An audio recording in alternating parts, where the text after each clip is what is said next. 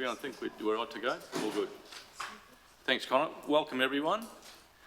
Councillors, to our General Council meeting, our second for the month of March. Councillors, there's a whole heap of notices I've got to read out here at the start of the meeting before we get underway, and they do relate to, obviously, the conduct of the meeting today. Unfortunately, due to a technical issue, the meeting is not live streamed currently, but will be recorded and obviously available to anyone who wants to see the proceedings of today's meeting. It will be available later. It's unfortunate it won't be live streamed, but it certainly will be recorded. We still need to use our microphones, so what you're actually seeing at the moment is access to the screens, most of them, for Marnie's minute taking. Anyone that has a presentation today, and I don't believe we have any PowerPoint presentations, or just one. So that will be facilitated from here. So we'll have obviously that capability, but in terms of the live streaming, that's not available. Now there is a request came through from our communications team that they want some photographs of a council meeting in progress. I don't know whether that's necessarily staged. They're just going to take photos for, I guess, collateral use. But the second part of that is after or round one, or when we finish the meeting, they do want us to stay around and get a photograph of us as a group. So if we can hang around for that, they need that group photo as, I guess, just an updated suite of, I suppose, images for different collateral that council use. So council, that will happen at some stage after we finish. Other than that, I think we'll morning tea is, sorry, down in the gallery. There may be a visitor. Who is? You have to turn your microphone on too, Marnie.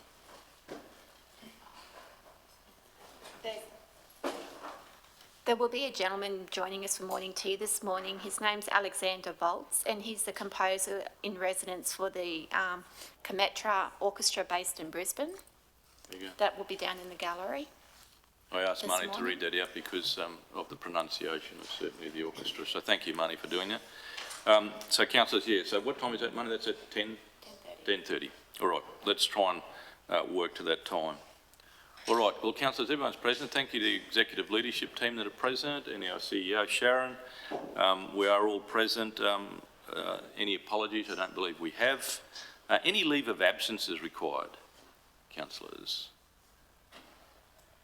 And you will note that, I guess if you're interested, that certainly Councillor Moriarty had applied for leave of absence and has decided kindly not to use that and be here in person, which is preferable for us.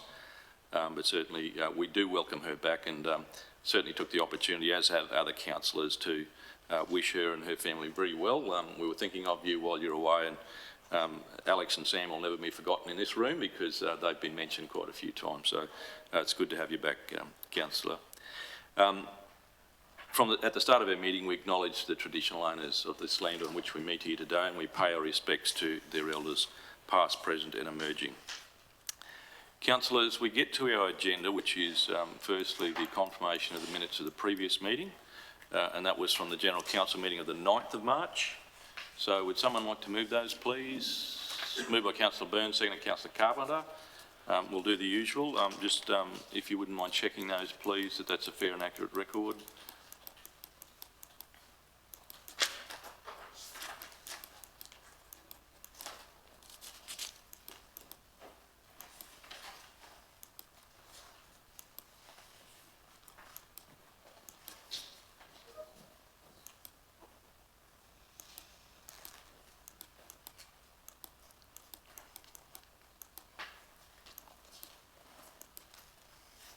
Well, I just noticed the reference to the St Patrick's races that were held on Saturday, which was an absolutely fantastic event.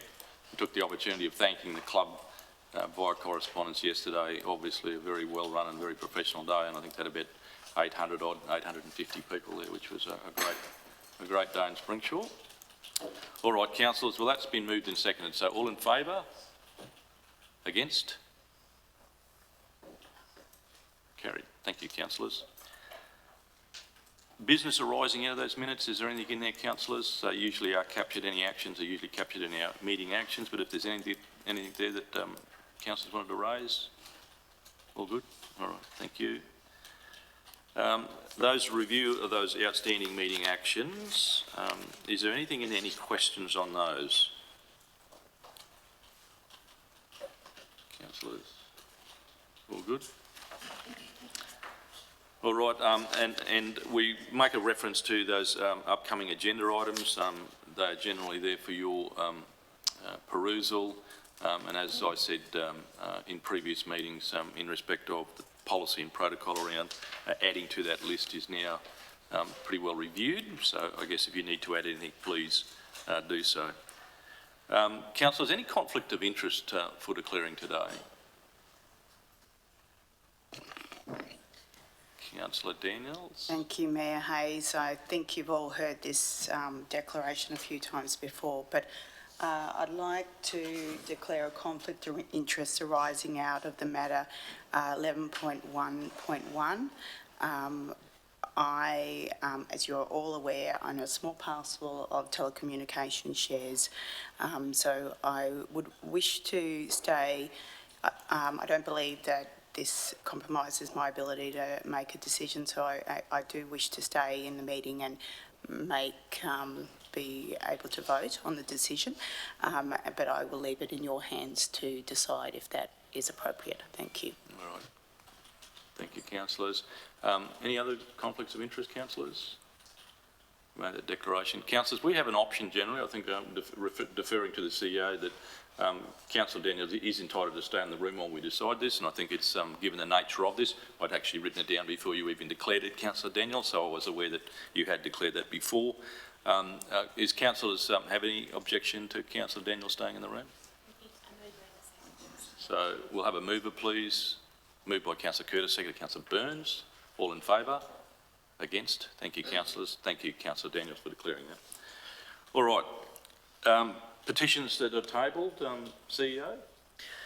Thanks, Mayor. So no petitions to be tabled today, but there's just a couple of things I need to say at this point, just for the purpose of openness and transparency and expectations of the community. So following up from a petition that was tabled at a previous council meeting back in 24th of February 2021 by the Economically Sustainable Ratepayers Association Inc., which was considered on the 10th of March 2021. At that time, due to the nature, it was in relation to the Emerald Sale Yards, and due to the nature of two appeals in the Planning and Environment Court at the time, our legal advice was that that petition shouldn't be considered at that time, but because those court matters have now been resolved, this item is coming for closeout to, it's on the agenda for today's meeting at item 11.1.2. So that will be coming. And secondly, again, for reasons of openness and transparency, so council's in receipt of a document that the community has prepared that they've called a petition, and it's in relation to a current development application seeking a development permit for the telecommunications facility at Bluff.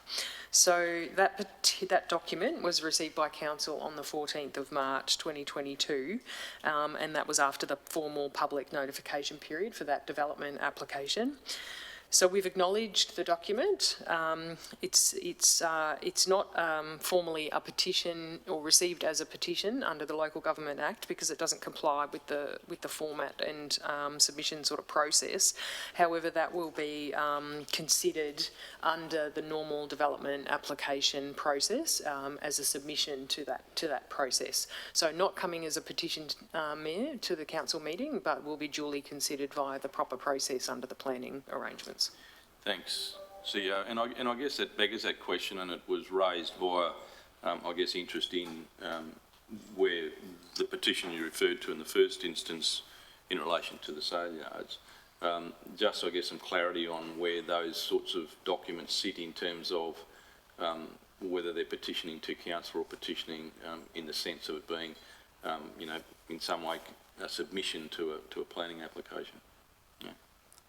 That first one, the Emerald Sale Yards, was received as a petition, as far as I understand, and was considered within the timeframes on the 10th of March. So we're just wanting to close that out for openness purposes, and that will be done via council report today. All right. Thank you. So any questions about that, about how that process happened?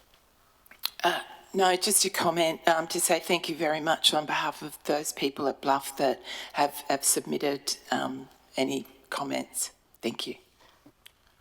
All right, thanks, Councillor Moriarty. Councillors, that brings us to our decision action reports. The first one, 11.1, sits in the communities area under the hand of certainly our General Manager John McDougall, and it relates to a material change of use for a telecommunications facility. Councillor Daniels declared her interest previously, and we've subsequently made a decision in respect of that. So, John, if you could introduce that and start us off. Thank you. Thank you, Mr. Mayor. Good morning, councillors. I won't waste any time here. I'll hand straight over to Kirsten Byrne, our Manager Planning Environment. Also, I'd like to welcome Rebecca McDonald here as well with us this morning. I'm not sure whether Rebecca's been in the chambers yet, so welcome. And this is a material change of use telecommunications facility in William Street, Doringa. Thank you, Kirsten. Thank you, John. Through you, Mr. Mayor. This report today is for a telecommunications facility in Doringa, and it's recommended for approval subject to conditions today. I'll hand over to Rebecca, who'll be able to talk through the detail of the report and answer any questions if there are any. Thank you. Thank you, Kirsten, and good morning, councillors. Through you, Mr. Mayor, the decision report presented to council today. Just pull your microphone down a little bit, just to, thank you. The decision report presented to council today recommends the approval of a development permit for a material change of use for a telecommunications facility at 12 William Street, Doringa, which is formally described as lots 25 and 26 on D1931. This property is owned by council, and as per council's framework for decision making on development applications, the application is required to be reviewed and determined by council, as council owns the land upon which the development is proposed.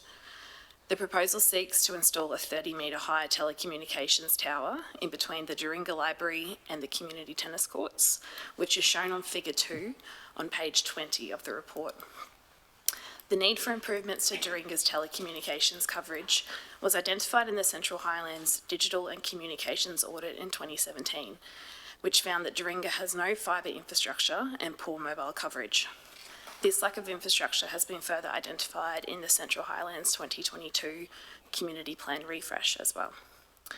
The applicant, QCN Fibre, was successful in securing federal government funding for the proposed Doringa facility through the Regional Connectivity Program.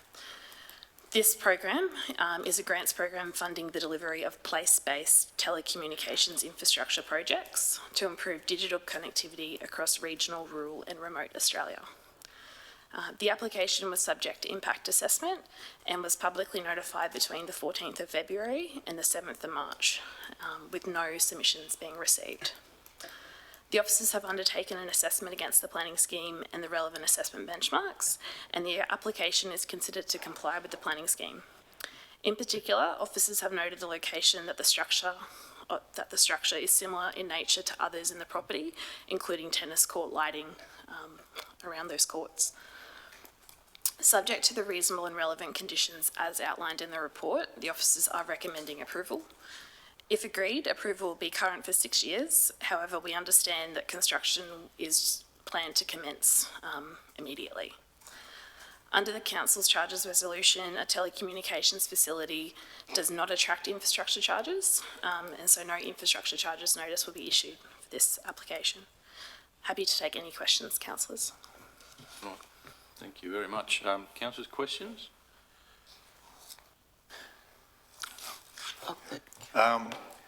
Just a query on why it's being sited down in that area rather than up near the water treatment plant. Up near the water treatment plant, there's already a tower which has the emergency services communications on it. So I was just wondering why they need that area, whether it's for power or is it for hooking into the existing communication systems down there? Thank you, Councillor Bilcombe, and through you, Mr Mayor.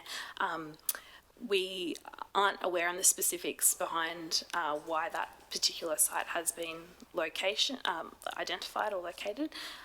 There is power available to it, which I understand has factored into it, but we're not aware of why so the other site you mentioned hasn't been selected, but I'm happy to take that on notice and provide a response to you at a later date. Councillor Daniels? Thank you very much, Mayor. It's probably a general question, really. In their assessment, is there any consideration around like distance from the tower to residences? Thank you, Councillor Daniels. Through you, Mr Mayor, there isn't anything in the planning scheme which I guess requires that, or which rules out this site from being located in this position. I can extend on that. There's, no requirements for that separation to occur between residential areas or sensitive land uses. Thank you. Councillor Moriarty? Oh, thank you very much. I do just going back to your comments earlier about other facilities there or infrastructure. You mentioned that this tower would be no different to the other lighting towers that are there. I noted that this has security fencing around it. Do the lights have security fencing around them as well? Thank you, Councillor Moriarty. And through you, Mr Mayor, the tower itself isn't illuminated, and so the reference I made in that in my presentation was in relation to the tennis court lighting that is there at the moment. And the height of the tennis and the height court of it. lighting. I'm not too sure about security fencing. I apologize. I can get back to you though and provide a response though. It was probably more a suggestion about the height of the lighting associated with the tennis court is of the similar nature of what's proposed as part of the telecommunications facility. So there would be the fencing that is around the tennis court, but not specifically the lighting pole. Yeah. And I think I'm sort of thinking about both, impact on ground as well as the height. The other thing I noted that in the letter from support from council that, and perhaps this is a question for Councillor Brimblecombe, I just noted that there was reference to the community reference group, and also I noted that there's been a community consultation recently at Doringa, and I was just wondering, I'm just trying to gauge communities' ideas around the tower being there.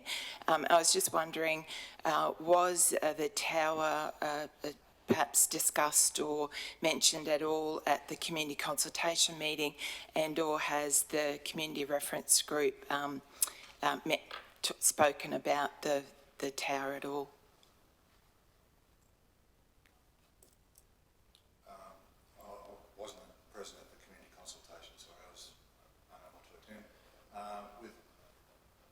You'll have to turn yours off, Councillor Moriarty, and there you go. Thank you.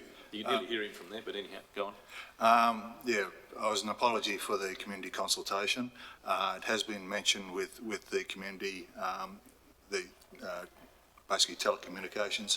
It's not good in Doringa itself, so anything extra is always good. So. And thank you very much, Councillor Brimblecombe. I suppose my question was really about also whether the community had any issues with that location.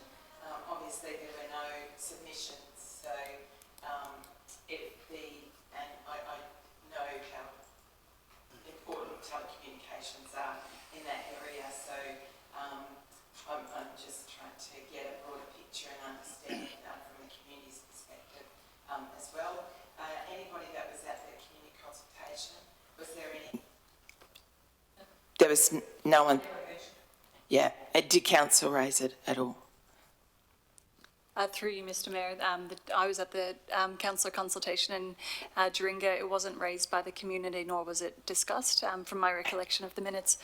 As we discussed, there were no submissions made during the public consultation period, so as part of the assessment, the officer would have considered any submissions that were made to see whether there was anything that we needed to do to consider more as part of the application, but given that there were no submissions made from the community, it's subject to approval. It's approved subject to conditions. Okay, thank you very much. Thank you. Thanks, Councillor Moriarty. Councillor Rolfe, did you have a question? Yeah, Mayor, can I just, this is very similar application to a tower that is actually in Springshaw, a telecommunications tower, is basically unnoticeable now. It has a fence around it. It is right beside, it's right in town.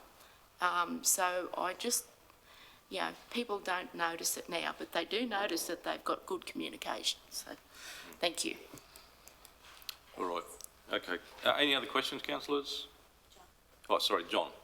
Through you, Mr Mayor, just to back to Councillor Brimblecombe, just to give you some confidence there was a number of areas that were put forward by this group, as in locations on different properties. What they do is an assessment of best coverage for the community, and the second best location, the first location they came to council with was not appropriate. The second location was this location, and through our internal communication process, it was identified there was no issues from a location perspective internally. But it really is from what, and I'm no expert in this area, but to give Doringa the best coverage out of this tower, that was the second best location that they identified. And I note though, Councillor Brimblecombe, that that other area at the water treatment plant that you identified, I'm not sure whether that was in the mix of locations for them to get best coverage. You would think it probably would be, considering there is other communications facilities on there. But and the other one is to Councillor Moriarty. There is a small compound, if you like, that is up on the bottom of these towers. From memory, it's about a 8 metre square compound that will be basically maintained by that company themselves, and that's really to prevent access onto it, if that makes sense, and keep it free of weeds and that type of thing. So there is a small compound around the bottom of it. Thank you. Councillor Brimblecombe. Yeah, thanks, John. My question relates to the height of the tower. Where the water treatment plant is a lot higher, and I would suspect get more coverage, but if their due diligence is done and covers the area they need, yeah, thank you. Thanks, Charlie. Thank you, General Manager John. Councillors, the recommendation is there, and that is that the, we had to be on the right page.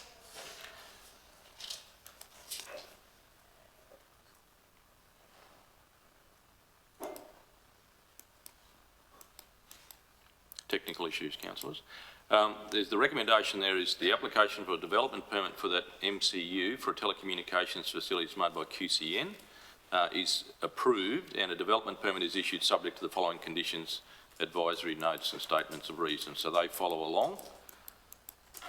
Councillors, and that goes right down to, obviously, it includes Aboriginal cultural heritage, approved plans, which is included certainly in those conditions. So is someone happy to move that? Moved by Councillor Daniel, seconded by Councillor Brimblecombe. All in favour? Against? Thank you, councillors, carried. Right, councillors, we get to 11. Thank you very much, team. Thank you.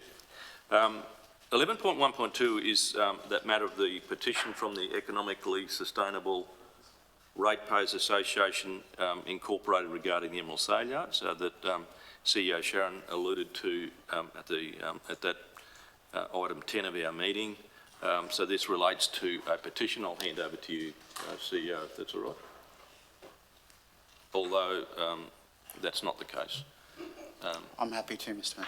Okay, my apologies. I'm I happy. covered the petition side of things, Mr Mayor, but the General Manager Communities will take this report lead. Thank Thank you. you very much for that Thank you, clarification. Madam CEO. The hierarchy in terms of position has now been adequately Delegation. explained, so my apologies. As I said, I'm about one behind here, so sorry, councillors. So that relates to, and those attachments too. So, John, if you could lead us off, thank you. Thank you. Good morning again, Mayor and councillors.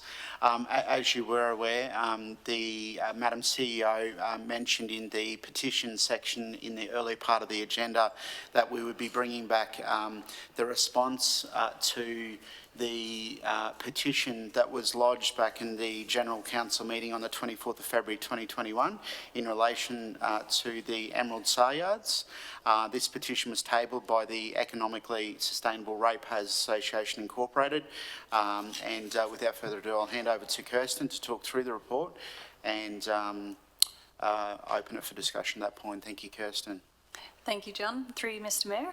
So as noted this morning, we weren't able to properly discuss the petition at the time it was tabled at Council due to the two active appeals that were live at the Planning and Environment Court. Those appeals were resolved on the 17th of December 2021, both 214 and 3614, which are the appeals references. They were discontinued with the whole proceedings by the appellants. Now that those matters have been resolved, we're able to respond to each of the items tabled as part of the petition, and we've discussed them in the report in terms of the identification about Council does not construct a feedlot and spelling yards next to the Emerald Sale Yards. This development has not been adequately costed, consulted and considered by the Council. State government funds should be used to relocate the sale yards and proposed feedlot to the purpose-built inland port at Yamala. The current sale yard site is uneconomic to run, provides noise and health pollution to the nearby hospital, shopping centre, sporting grounds and residents. It is not able to compete in the long term against other major selling centres such as Roma, Gracemere or Blackhall. We know that an increase in cattle numbers as proposed will lead to an increase in both noise and air pollution to the nearby residential and commercial properties. It will permanently affect the livability, sociability and value of those residential properties, commercial accommodation facilities and restaurants, notwithstanding our alfresco and outdoor way of life. The undersigned requests that Central Highlands Regional Council reverse the decision to construct a feedlot at the Emerald Sale Yards. So each of those items has been responded to in the report before you, so happy to take questions if there are any in relation to the responses. I do also want to note that following the council meeting on the 10th of March last year, former CEO Scott Mason did write to the Economically Sustainable Ratepayers Association via the Secretary, Mr Peter Maundrell, to advise the council resolution. So following the meeting today, the CEO will write to the Economically Sustainable Ratepayers Association again to wrap up this matter. Thank you. Thanks, Kirsten. Councillors, questions, comments? And I did ask that question at the start of the meeting, just I suppose, and I could have asked it now in relation to the difference between how we would normally treat a petition that came here and one that obviously related to certainly a development application. So I guess that will be the difference here, that it was considered in the context of that and that has subsequently been settled. So I guess if that's the difference, I guess, between the two. So I think it is important to note that, given that we generally don't have a lot of petitions, but sometimes they're not necessarily related to a matter at hand, and certainly one that had legal implications by fact that it was an appeal to the Planning and Planning and Environment Court. That's the one. All right, Councillor Moriarty, you have a question? No, I don't have a question, actually. I just have a comment. I think that comments have been made all the way through, and this has been an extensive process. But what I would like to say as a general comment, when organisations and government do not have specialist community engagement skills and capacity within their project teams, this sometimes includes landholder and stakeholder engagement capacity. It results in poor public relations and major impacts for community, ratepayers and industry. People have heard me say a lot that organisations like our council need to have those specialist skills. Thank you. Right. Thank you, and I will take that as a comment. And certainly in this instance, as I said, I think the point being made here is that there is a process here, a fairly defined process, unfortunately, that, and I know certainly because this was a matter that had come to council in a number of reports, that the opportunity, and it's written in this report, submitters had that opportunity, a lot of information was shared, and I guess that necessarily wouldn't probably meet the expectations that you're talking about, Councillor Moriarty, but I guess in terms of access to information, the opportunity to share that, to get a response, and then have the right, as should be the right for any person to object to these things. That's all been, I guess you'd say, facilitated through this process. So the reality is, at the end of the day, the comment you make is right. There's probably another level we can go to, I guess, but in terms of these processes, they are very definitive, and I guess it might be worthwhile for us in the future to look at, perhaps what we can and can't do, and additions to, I suppose, that information sharing that we can do. But these do come with a significant amount of regulation, of which become quite relevant and material to subsequent, I suppose you'd say, legal opportunities for people. So I guess in that instance we have to be very careful about how that is managed, and it's good to have a structure to work under. So. Thank you, Mr Mayor. And as you know, when people are working and talking together, there might be just slight configuration changes to benefit both the community and industry, and that needs to be done very, very early. It can be done and everybody benefits. Thank you. No, thank you, Councillor Moriarty. Any other questions, councillors? And that response will clearly go out now to obviously address the fact that it was lodged here. You'll see that that petition, I think, was created on a media platform. Councillors, the recommendation is that we receive this report, and obviously the important thing is we respond to the economic sustainable ratepayers regarding that petition dated 11 February. So I'm happy to move that. Moved by Councillor Moriarty, seconded Councillor Daniels. All in favour? Against? Thank you, councillors. Carried.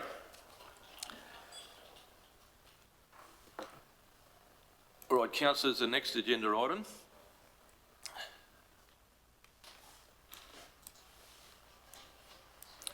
is 11.1.3, which is a temporary local planning instrument, and obviously the reference is there in terms of operational work within a flood hazard area. I guess this sits under John's hand again. People stay in their same seats, I'm assuming here, Kirsten. So if you're happy, we'll go straight to Kirsten. Well, John, would you like to introduce that? Oh, thank you, Mr Mayor. Look, I will hand straight over. Certainly not my area of expertise, this one, but certainly is of Kirsten. So this is in regard, though, to the temporary local planning instrument for operational work within a flood hazard area. I'll hand over to Kirsten to present the report. Thank you. Thank you, John, and through you, Mr Mayor. So the report before us today is seeking to make a temporary local planning instrument to essentially cover the potential gap that might be present when the current existing TLPI for operational work within a floodplain expires on the 15th of May 2022, and the new major planning scheme amendment for floodplain management is adopted. We've flagged this throughout the planning scheme amendment process, both with councillors and workshops and with the state government, and they're very well aware of the expiration date of the current TLPI. It was not within our appetite to have any risk associated with a potential delay from the state, whether it be 1 week or 2 weeks, where operational works within a floodplain revert back to what's in the planning scheme as being accepted development. You will hopefully recall within the current TLPI, the temporary local planning instrument, operational works within a floodplain does trigger an elevation from accepted development to code or impact assessment. So essentially this is remaking the existing TLPI that's in place to cover council and manage our risk to our community within the floodplain. Unfortunately, within the Planning Act 2016, there's no provision to extend a current TLPI, so we have to go through this formal process to remake a new TLPI and have it gazetted. We've got our fingers crossed, and we've been dealing with the state, and they're optimistic that the new floodplain amendment will be adopted in time for the current TLPI to be repealed. So this is more a preventative step just in case. Happy to take any questions. All right, councillors, questions? I respectfully suggest it's of a significantly technical nature in terms of infill and certainly the impacts, but I guess the timing is more the interesting one, so it obviously is current. And obviously there's no doubt as to the level of study and reports that we have in terms of actually the accuracy as they have been updated, and certainly through the floodplain process, our accuracy has increased dramatically, I think, Kirsten. So as these things progress, now over time is actually our friend here, because it actually provides certainly a greater level of detail and I suppose comfort in the end for those developments. And there will be some in terms of this operational works where they would have had an existing approval, perhaps, that obviously will they be impacted by this? So No, through you, Mr. Mayor. So if someone had an existing operational works application prior to this TLPI, it still remains in effect. all right. Councillors, the recommendation is there that we make the temporary local, or in three parts, make the temporary local planning instrument 01/2022 operational works within a flood hazard area take effect from the date of notification in the Government Gazette, complete all the required actions in accordance with Section 23 of the Planning Act 2016 and Chapter 3, Part 2 of the Minister's Guidelines and Rules, and 3, repeal TLPI 01/2022 upon commencement of proposed planning scheme amendment, floodplain management. Someone happy to move that? Moved by Councillor Roll, second by Councillor Brimblecombe. All in favour? Against? Thank you, councillors. Carried.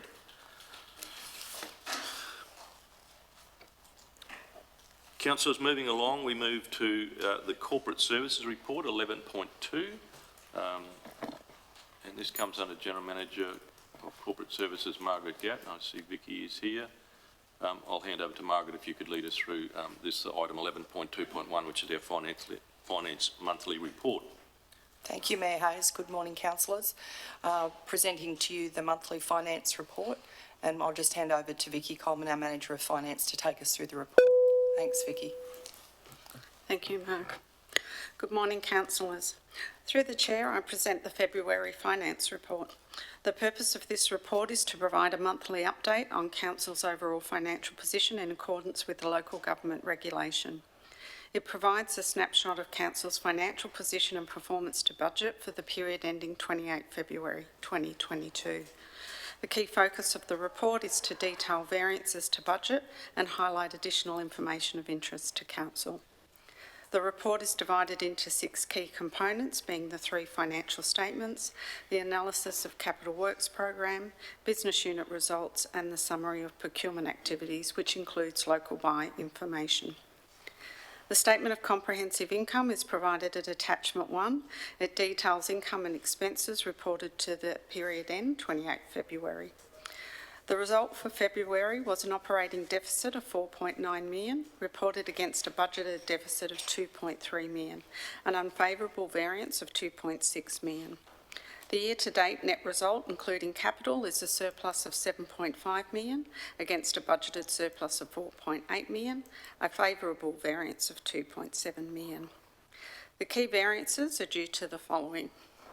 Revenue is lower than budget by approximately 1 million, mostly due to the timing of works under the Roads Maintenance Performance Contract program, offset by increases in grants revenue. The budget phasing for recoverable works is being realigned as part of the BR3 process. Additionally, there was increases in operating expenses of approximately 1.7 million, and this is due to additional expenditure on materials and services for water utilities of 1.6 million, infrastructure management and roads and streets of approximately 1.4 million, and fleet workshops and depots of approximately 700,000. This over expenditure is offset by lower expenditure occurred across the organisation of approximately $2 million in materials and services expenditure due to timing. The capital program actual expenditure to 28 February is 24.9 million against a full year budget of 64.7 million, representing a year-to-date spend of 38.5%, approximately 6.4 million below the budgeted cash flow for this period. This is due to the timing of delivery and progress claims. When commitments are included, the capital spend increases to 48.9 million, representing 75% of the total budget. Council's cash position at 28 February is 71.4 million, with trade and other receivables at 46.9 million. Also presented are the income and operating expenses for the 4 business units. The airport unit has recorded an actual operating surplus of 924,000 against a budgeted surplus of 649,000, an improved position of approximately 275,000. This is due to higher than expected revenue, which will be adjusted for at BR3. Operating expenses are lower than budget due to timing. The sale yard unit has recorded an actual operating deficit of approximately 20,000 against a budgeted surplus of 25,000, a variance of approximately 45,000. This is due to an increase in operating expenses, which will be adjusted for at BR3. The waste unit has recorded an actual operating surplus of 877,000 against a budgeted surplus of 632,000, a better than expected result of 245,000. This is due to additional revenue from refuge disposal and waste levy fees. The water unit has recorded an operating deficit of 24,000 against a budgeted surplus of 987,000, a variance of approximately 1 million. This is largely due to additional expenditure in materials and services due to higher maintenance costs and is offset by decreases in employee benefits and internal plant hire. Local buy statistics for the period ending 28 February recorded a year-to-date local spend of 39.3 million, representing 42% of council spend. That concludes the presentation of the February finance report. Happy to take any questions. Thanks, Vicky. Can I just ask a question in relation, and this might be something that Jason might be able to help with, in terms of the water utilities business, and this is the value of getting these units reported to us individually. Is that a trend, or just, I guess it's a cyclical spike in terms of that extra expenditure? Thank you, Mr Mayor. Probably a number of factors. The first being increase in cost of chemicals. We've seen across the board about a 15% increase in cost of chemicals, which will be included or taken into consideration in next year's budget figures. The additional cost of materials and the services particularly is a result of having 8 vacancies in our network crew. So we've unexpectedly, with those 8 vacancies, had to go out to market and engage contractors to continue to fix water leaks and do the general maintenance activities that we would do. So as mentioned by the Manager of Finance, there is a slight offset by reduction in wages. But in general, they're the 2 main contributing factors to the increase. Yep. So it'd be fair to say maybe this year we're going to see those sort of high costs start reflected in that water business? Through the chair, yes. And as mentioned, we're considering that in next year's budget, the increase. Well, thanks. Thank you.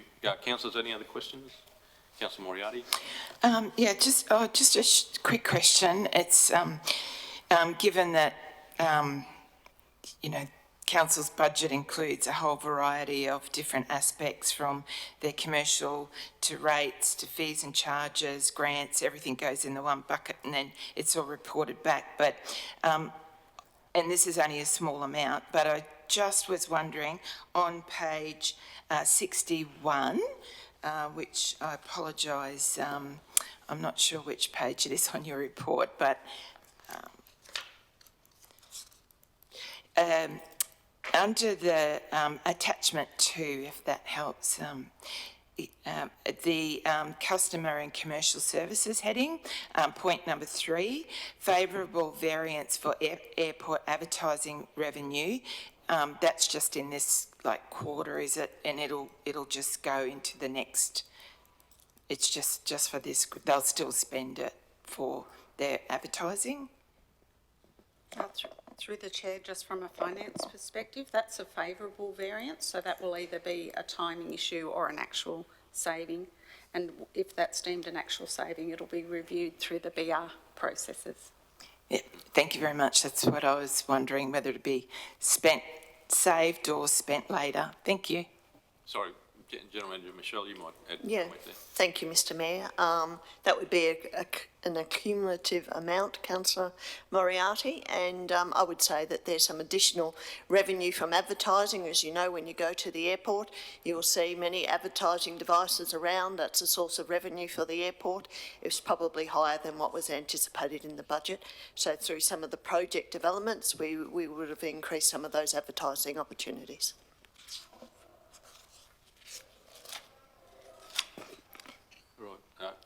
One last Councillor question. Daniels, yes, Thank you very much.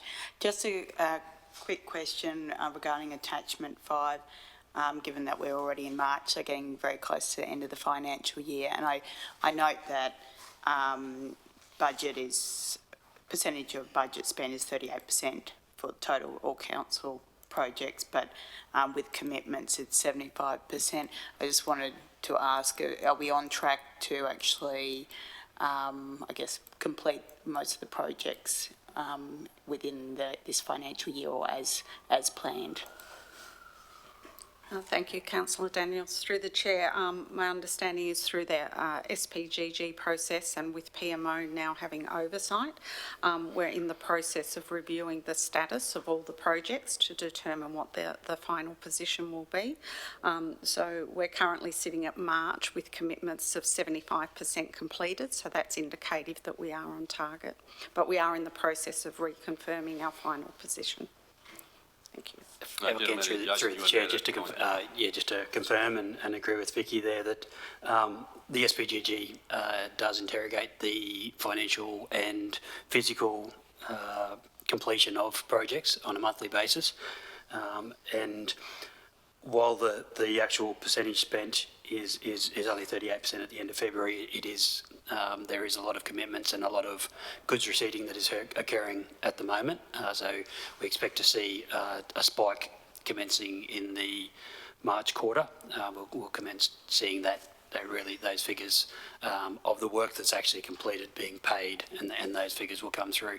There are some slight adjustments which will be brought to council in BR3 of projects where we've identified them running into next year. The phasing has slightly delayed, but in general context, there will be a very good delivery rate. Thanks, Jason. Councillors, any other questions? All good? Thank you, Vicky. The recommendation is there that the Central Highlands Regional Council adopt that monthly financial report for a period ended 28 February. Someone happy to move that? Moved by Councillor Brimley, second by Councillor Carpenter. All in favour? Against? Thank you, councillors. Thank you, Vicky. Which brings us to 11.2.2, which relates to 2022-2023 fees and charges. So stay in order there, councillors. You happy for me to go to Vicky, Margaret, or would you like to introduce that? No, absolutely, Mr Mayor, that's fine. Thank you. Thank you, Vicky. Thank you, Mr Mayor. Through the chair, I table the proposed schedule of fees and charges for 22-23. The purpose of this report is to adopt the fees and charges schedule for the 22-23 financial year in accordance with the Local Government Act. As per Section 97 and Section 262 of the Local Government Act, Council has the authority to establish fees and charges for services provided. Fees are either regulatory fees, which are recovered at cost, or non-regulatory fees for council services and facilities usage. Fees and charges account for approximately 2.7% of council's revenue, contributing over $5 million and assisting in diversifying council's revenue sources.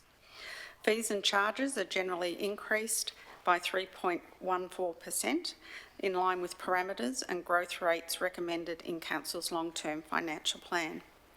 This compares to the LGAQ's Council Cost Index at December of 2.63, the Australian CPI for December of 3.5%, the Brisbane CPI for December of 4.3%, and a forecasted national CPI of 3.75% at the end of the financial year. If adopted, the fees and charges tabled today will be effective 1 July 2022. Upon adoption, a register of fees and charges will be made available on the Council website. Happy to take any questions on the information provided. Thank you. All right, thank you. Councillor, you'll recall that in budget preparations that there was a question raised about those percentages and those references that Vicky made, and whether, in fact, CPI and the allowances that we've made this year, you've got to remember that in setting this budget, I guess we then sail into 12 months of probably seeing what the economy may do. So that obviously the adopted percentages there are the best practice at the current time, and allowing for, I guess you'd say, weightage to certainly region and council cost index, which are peculiar to our business. So, councillors, any other questions or anything you wanted to add, Margaret, at all, or all good? Yes. Councillors, questions? Councillor Moriarty. Just a comment, really, that you know, this is user pay, and I noted in the risks where, you know, it's listed there, imposing and increasing any fee for service may result in adverse reaction from service users, but to mitigate this risk, fees increases have generally only increased by 3.14%, which is higher than Council's cost index of 2.63, but lower than the consumer price indexes that you're referring to, Mr. Mayor. And I'm sure I wasn't there, but I'm sure it was debated to make sure that the fairest possible charges were applied. Thank you, Councillor Moriarty. Councillor Soft, do you have a question? No. That's covered? Yeah, thank you. All right. Sorry, Councillor Rolfe. Through you, Mayor. Just a comment also about the fees and charges, and thank you to the departments within Council that have tidied up the fees and charges over time. It's been a long time coming, but we're very pleased to see that it's far more holistically, I suppose, across the region for fees and charges now, which is a good thing to see. Thank you. All right, thanks, Councillor Rolfe. Any other questions? All good, thank you. Well, the recommendation is that we adopt those fees and charges register for the 2022-23 financial year as presented / amended as attached. So someone happy to move those? Moved by Councillor Brimley-Combe, second Councillor Curtis. All in favour? Against? Thank you, councillors. Carried. Thank you very much, Vicky. Councillors, customer and commercial services sits with Michelle. This is the amended community consultation schedule. I see Rebecca has come in here. This is her favourite part of the year. Here's an extensive, obviously, colonisation of what will be a lot of work, but certainly for councillors' consideration. So I'll hand over to you, Michelle, to lead us off. Thank you. Thanks, Mr Mayor, and good morning, Mayor and councillors. So this report is a report in regards to amendments to the community consultation schedule for this current calendar year, specifically in regards to Dingo Bluff and Capella, and I'll just hand over to the Manager of Customer Service, Rebecca Brosnan, to deliver her report. Thank you.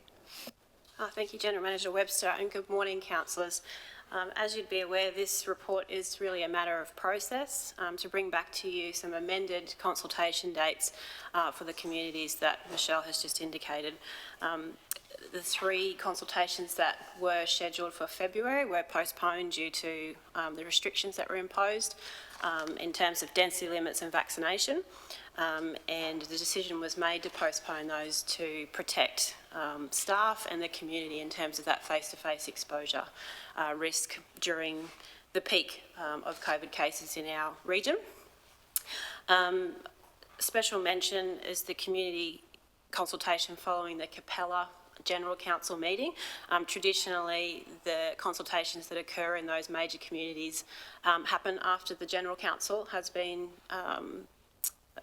held in that community on that day, and so we've scheduled, or we've proposed that the Capella Community Consultation will be on the 22nd of February, the 24th of August, which follows what is proposed in a later report today for an amended General Council meeting in that location.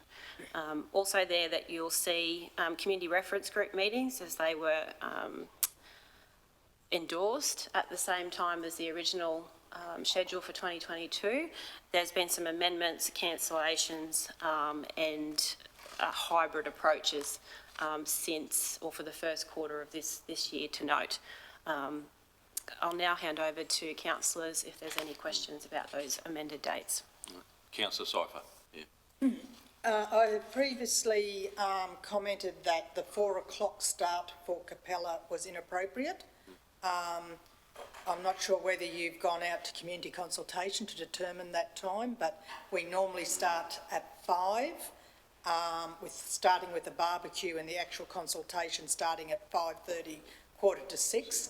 That allows the people, the majority of people who live in Capella, work at a mine site away from the town, or in Emerald, which is a good half-hour drive back to Capella. So did you do community consultation for that time? Because I know I have actually, at the last time when this meeting got cancelled, commented that a later start in line with our previous starts would be appreciated. So. Through the chair, thank you, Councillor Cypher.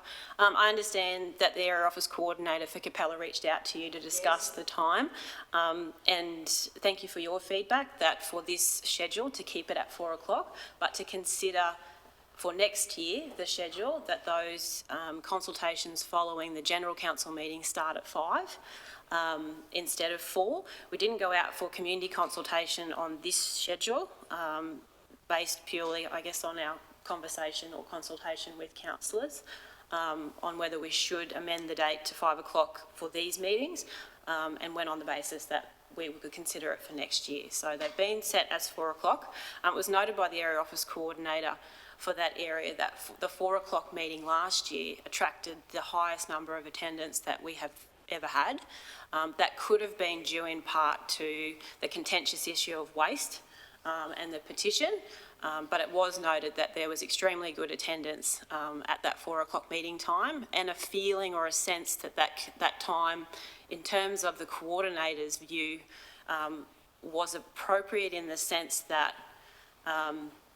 organising the time between the General Council finishing, which is significantly earlier now than it used to be, but also looking at what we could incorporate into the schedule for councillors so that there wasn't a really long period of time, so being more active in that space. So in terms of the schedule next year, if we do choose to go to 5 o'clock for those for community consultations after the General Council meeting, we just need to consider that there is a lengthy period of time between when the council meeting finishes and when the consultation starts. And if we want to move those consultations entirely away from after the General Council meeting, and therefore they can be, at 4 o'clock or 5 o'clock, or even later, whatever the community wants, and we can factor that in, and it won't be necessarily after a General Council meeting where the councillors are required to sort of sit around or try and find something to do for quite a number of hours. And that was the rest of my conversation with the area officer at the time. So there was a lot more said in that conversation than what you've just dictated. So thank you. But so Councillor Cypher, do you think, would it be better that we move it back a bit for this year? I mean, I'd rather do it. Yes, I do. Well, I'd rather see it happen this year rather than next year, if that's what you're saying, I think. That is exactly what I'm saying. Yeah, okay. So. And my argument before, when I mentioned all this before, was the hanging around stage, and it was suggested that we separate them out, but I was unaware that this was all going to come back as a full document. Okay. And, it was a very contentious topic last time, and the community rallied together, and I know people who took the time off work early to actually attend that. So, I can certainly see the point at 5 o'clock where people can actually leave work, and I mean, usually it's a barbecue and so even if that precedes it, then I guess, that allows a bit of time for people to turn up after 5 as well. So, Councillor Rolfe? Thanks. Mayor Rebecca, the Orion meeting at 3 p.m, we won't get anybody. Same thing, I suppose. People won't come to, and there's only 3 children at the school, so you've got 2 parents. That's it. That would be at that meeting. So there has been comment made that it just is too early in the day for them. Okay. Thanks. So it needs to be at 5 p.m. at least? Yeah, absolutely. Yeah. Right, we're getting a trend here, so I think... Yeah. Okay. Yeah. I guess we don't need an answer back, but I mean, if we take this on board, we can obviously adjust this? As a matter of process, any changes to the consultation schedule will need to come back through council. Okay. Yeah. That's what I'm saying I'm about to do, because we want people there. We want to make it as easy as we can, and I don't want to encumber staff. If that's the case, well, then we need to probably do some stuff, and I think councillors are quite happy to facilitate some of that stuff if need be. Any other questions, councillors? So let's... sorry, Mr Mayor, I was on there waiting to speak. First comment, I'm happy if to have a drive around and have a look at all the sites or council infrastructure or whatever it might be at Capella in between the meetings. I'm happy to stay that extra bit longer to talk to more community members for sure. And I know that for our CRG meetings, even for Emerald, we've been pushing them back out to 5:30 to get more people to those meetings. That's been quite successful as well. I think that might be the case also for Blackwater. It's a 4 p.m. as well. So, through Mr Mayor, and thank you, Councillor Moriarty, the 4 o'clock meeting starts for the General Council had the two reasons, one being the community barbecues and it finishing quite late, so by the time we had something to eat, them being 8 or 9 o'clock before everything is wrapped up and staff can pack up and go home, and also councillors can travel back. And then there was the other element of obviously council meetings finishing traditionally used to finish quite late, but now finish quite early. The feedback concerning meeting times in areas that suit the community was very much heard by council staff, and we really appreciate the councillors and the community letting us know that what their preferred time is for these consultations. And as an example, Bohinia's and Doringa's consultations this year are reflective of when those communities want to meet us, and so the schedule reflects that. Doringa being 5 o'clock in the evening, it's probably the furthest consultation, or one of, that we do.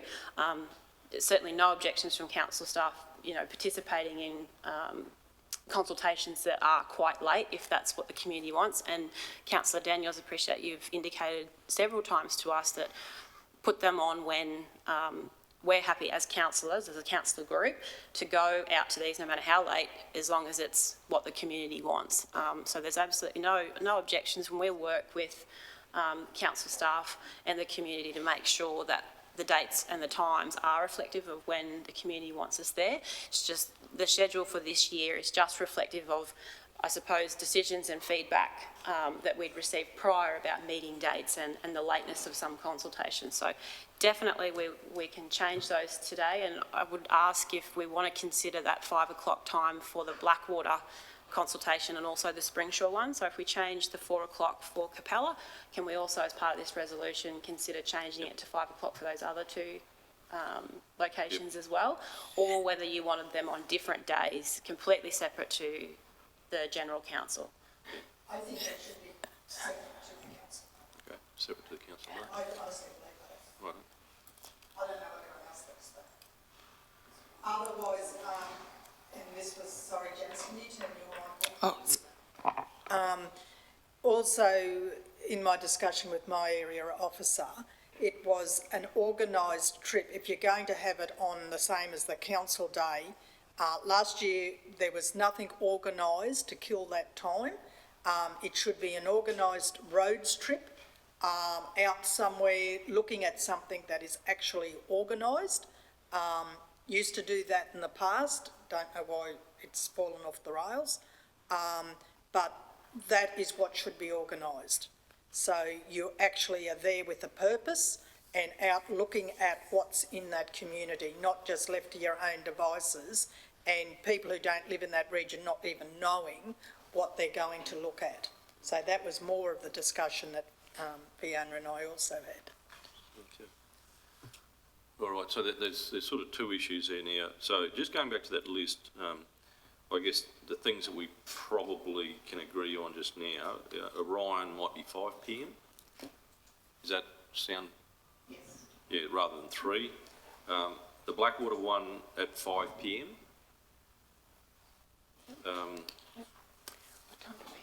The Capella one now, what Councillor Cypher is saying is perhaps consideration of it being a separate day. Oh, well, you can leave it this year on that day. So, but go 5 p.m. Yeah, go 5 p.m. now that you've got it on this, but in the future. Yeah, it's separate day. Yep, and then to keep consistency, then Springshaw at 5 p.m. too. Yes. Beck. So I think that's. And sorry, Mr Mayor, sorry. Yep. And also if we can make Emerald 5:30, please. Right. I think that, you know, it's a big commitment to make sure that we're getting out across our region. And if there's a need, I know I'm happy to cook a few sausages if it saves, but it's a shame to spend a lot of money and have people there if to get these events run and there's no one there. So there's that balance for sure. Staff, like we did in here, about 15 staff and 3 community. 2, 3, 4, 5. All right. So, did you want? Do we want to make those changes now, or do you want to bring it back in a report? I'm just giving that option because otherwise there's a bit of discussion about that, or can we adopt these now? They can be adopted now if that's what councillors would like us to do, and then that way we don't need to come back with a separate report. Sorry, General Manager Michelle too. Yeah, I agree with the CEO, Mr Mayor, that we adopt them now. Yep. Just to prompt council, do you also want a review in regards to Gindi, the other ones that are at 4 p.m, Gindi and Anarchy School of Art?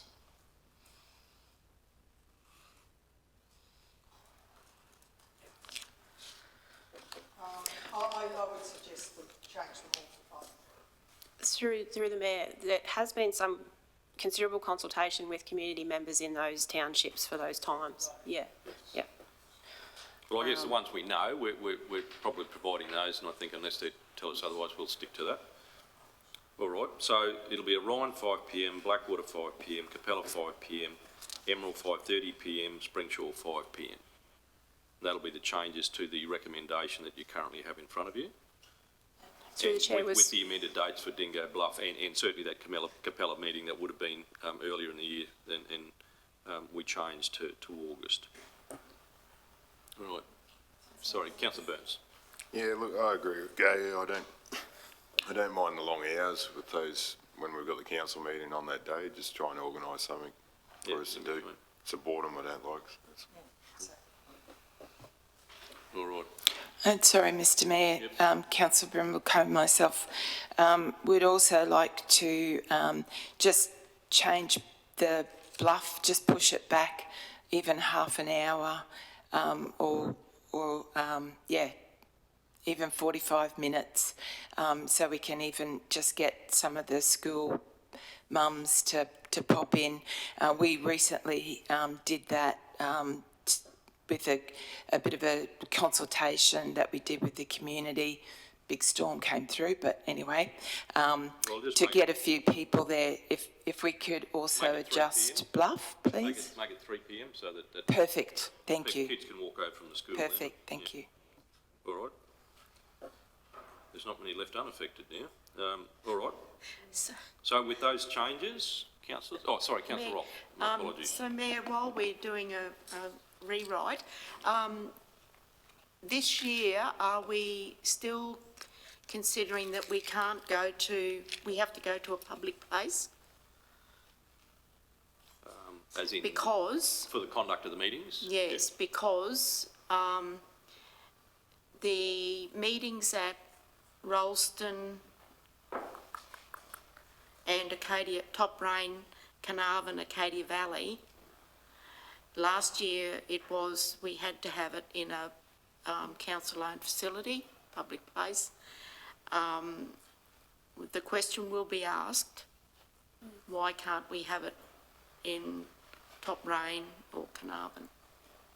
Through the chair, the decision for them to be at council-owned facilities was to manage our COVID responsibilities in terms of running an event.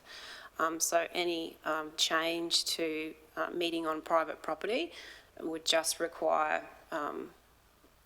relevant risk assessments to be undertaken for us to be able to make sure that people in attendance at a council facilitated meeting, that we were meeting our COVID obligations. Yep. Just as long as the answer's there, that's right. Yep. Councillor Daniels. That's okay. I was just going to say I wouldn't change Acadia Valley from Acadia Valley facility. I'd just add in Carnarvon if you're going to do that. Thank you. All right. All right. Councillors, the recommendation there is to endorse the proposed amended dates for Dingo Bluff and Capella community consultation forms. Now, did you want an amended times to that resolution, Marnie, so that it captures that?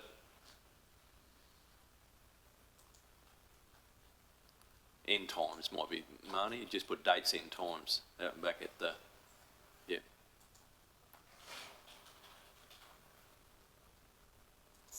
And you might add the other names then. You'll have to add a few names. Sorry about that. That's what's going to put at the end. Okay, well, cancel me and go for your life then.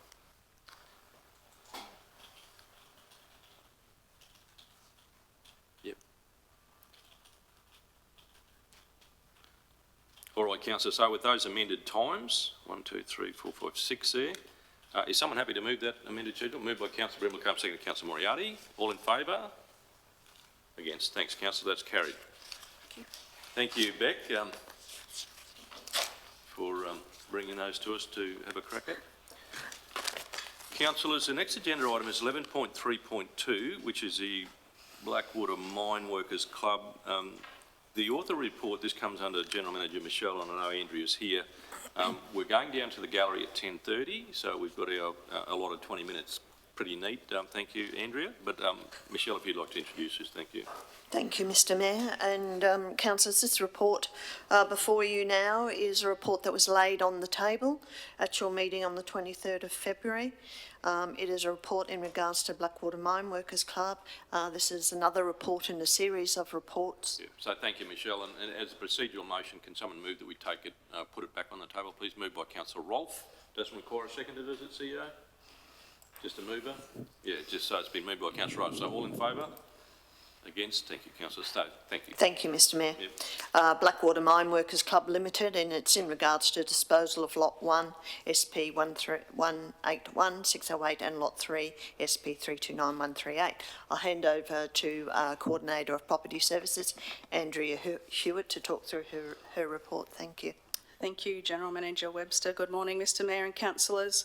As mentioned, this is a report to follow up on the deferred report from the 23rd of February 2022 for the disposal of Lot 1 on SP 181608 and Lot 3 SP 329138, which is subject to registration, by applying the community organisation exception within section 236 of the local government regulation. As councillors will be aware, this matter has been ongoing since 2016, with several reports on the disposal of the land being presented to council. The resolution of the 24th of February 2021 approved in principle the disposal of Lot 1 and part of Lot 2 SP 181608, that is now referred to as Lot 3. Within this report, within the report of the 24th of February 2021, it proposed that the sale amount to the Blackwater Mine Workers Club to be a proportion of the amount that council paid to the state for freehold conversion. Council has paid approximately $203,000 for the purchase, inclusive of the cost to the state, and Council is still waiting on the deed of grant to be issued, but it has been advised that it is expected tomorrow. The Department of Resources has noted that this may be subject to change depending on the impact that the flooding has. Council has been in regular discussions with the liquidator of the club and has had discussions with the refinancier and the club members in relation to the purchase. During these discussions, Council has proposed the purchase price as per the report of the 24th of February 2021. As requested from the 23rd February 2022 meeting, a market valuation has occurred on Lot 1 and the proposed Lot 3. The market values were assessed as $60,000 for Lot 3 and Lot 1 between $10,000 and $15,000. The report is proposing to apply the 24th February of 2021 and the 23rd 2022 proposals, which goes to the apportion amount Council paid, plus the reconfiguration of lot application costs, 50% of the infrastructure charges and all of the rates and water charges. This is approximately $71,703.37. This figure will be dependent on the charges at the time of the contract. This report also proposes two other options: the application of the full market value plus the 50% of the reconfiguration of lot application and infrastructure charges and all the rates and water outstanding, equating to approximately $136,000, or a percentage of the market value. For example, the example within the report shows a 50% of the market value plus the 50% of reconfiguration of lot application and infrastructure charges and all of the rates, which relates to around $100,000. This percentage can be amended as necessary. The local government regulation provides that Council may dispose of a valuable non-current asset without first inviting tenders or undertaking an auction if the disposal is to a community organisation. Council just needs to make a resolution for this to be applied. Council has confirmed that the club meets the definition under the regulation. The regulation also allows Council, when disposing of a valuable non-current asset like land, to take an amount less than the market value. Therefore, in this instance, Council may decide to dispose of land at less than the market value. As noted, Council has had various discussions since February 2021, where Council has proposed the proportional value, and as such, the club has now relied on that information. Following the resolution of the February 2022 meeting, Council received correspondence from the liquidator's solicitor, which I have attached to the report, which notes that any change in the amount is likely to cause the proposed refinancier of the club to walk away from the deal, which could lead to the closure of the club, the loss of a number of jobs within the community, and a loss of a significant community asset. The refinancier walking away from the deal also poses several risks to Council with regards to the assets that which may remain on the lot, which, depending on the action A and Z take, may present in the liability of those assets being with Council. As mentioned, the resolution applies the proportional value approach to the land. It also notes 50% of the costs associated with the reconfiguration of lot. However, for clarity, this probably should be amended to include a notation that this includes 50% of the infrastructure charges. I note that wasn't included in the resolution that's proposed, and any outstanding rates and water at the time of the contract. So I'm happy to take any questions with regards to this report. Right. Thanks, Andrea. So I guess the rates and water charges are constant. It's the same in all the options. Yeah. So there's just the fundamental difference, and as are the infrastructure charges. So it's just really the other fees. So it's really the land valuation consideration. Correct. So, and I guess, the question I raised was, what's the implication of accepting, through a negotiation, a figure less than the market value, I guess you'd say. So that's been established. The options are clearly laid out there. Are we still effectively potentially accepting a price that's less than the market value, and we've got to provide the reasons for doing that? Yes, well, and I guess from the Local Government Act point of view, it's, we need to just demonstrate that it's a community benefit to take less than market value. And when we're looking at a significant community asset, we've got local jobs and a local facility, then, that the loss of that would be a detriment to the community, I guess. It doesn't need to be in the resolution, but it probably does need to be considered. Okay, all right, thank you. Councillor Moriarty. Thank you very much. I did note that with option 1, I noted when I did my little bit of maths, that when you divide the total hectares by the amount, it's 28 times. So, and then when you divide the total amount by 28, you get that pretty well exact figure. So, in actual fact, council's not making anything, but it's not losing anything. So, I think that was made me feel a little bit better around that equity perspective. Thank you for clarifying around the infrastructure charges fees. So it should actually be 28,000, not 14. So it's half. Sorry, the infrastructure charges will be half. So we'll pay half because we're retaining the land, but the club will pay the other half. So if it's 28,000, 14,000, but that would be dependent on when we make that application. So I've said approximately 14 grand. Okie dokie.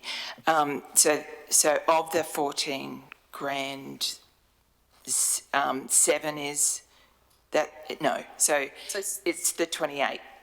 Sorry, so 7 relates to the land value, plus we have the infrastructure charges. Oh, no, I've got that, sorry. With the infrastructure charges fees, you're saying that council's paying 50% of the 14,000? 28. Right, good show.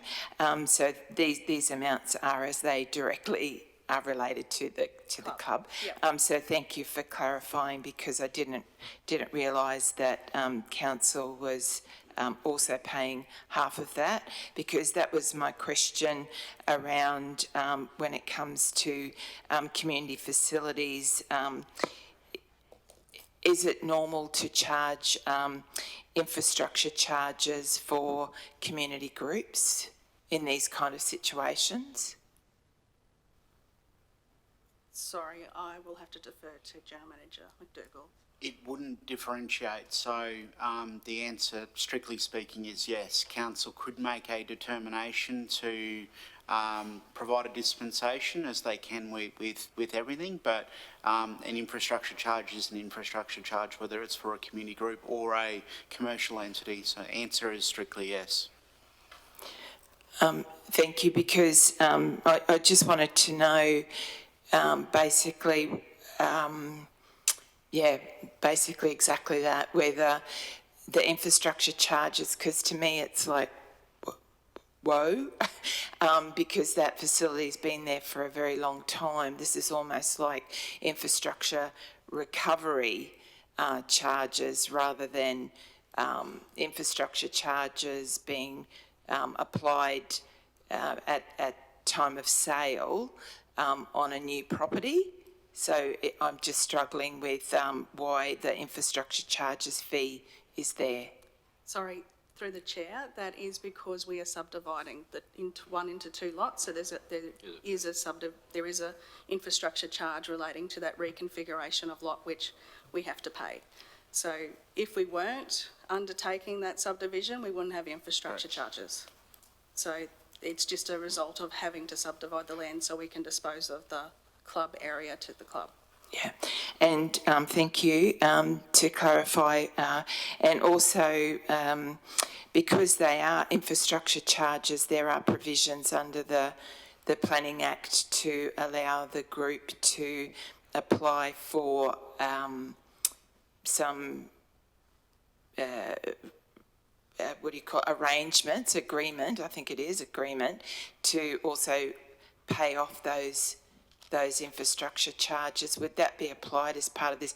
Look, I'm just trying to work out, looking at this, I can see councils, there's no extra charge there from the price of the land, no extra cost to council, it's even for the price of the land, but I'm just trying to justify the majority of that amount of 64,000 is council charges. So I'm just trying to get my head around how there's other benefits, and it looks like council's been very generous applying the extra 50% in there, paying the extra 50% in there. But I was just wondering, just to make it a little bit more affordable even, because no one wants to see a great facility like that in Blackwater be lost. So I'm just trying to understand what's the best possible outcome. I know that you guys have done your due diligence, but It's very, through the chair, it's very difficult for me to speak on behalf of their financial position, and unless they actually come to us with a position to say that we have to treat everyone equal, so I'd be very reluctant in this forum to go. Sorry, John, General Manager, sorry. I probably wasn't asking that question in all my waffle. What I was asking was, would there be provision if option one was agreed upon, would there be provision to allow them to make that agreement around paying off the infrastructure charges, just to sort of... Yeah, I would need... Would they be allowed to do that under that? Look, I need to take that on notice, to be honest, and just come back to you so I don't provide inadequate information. My gut feeling automatically says probably no.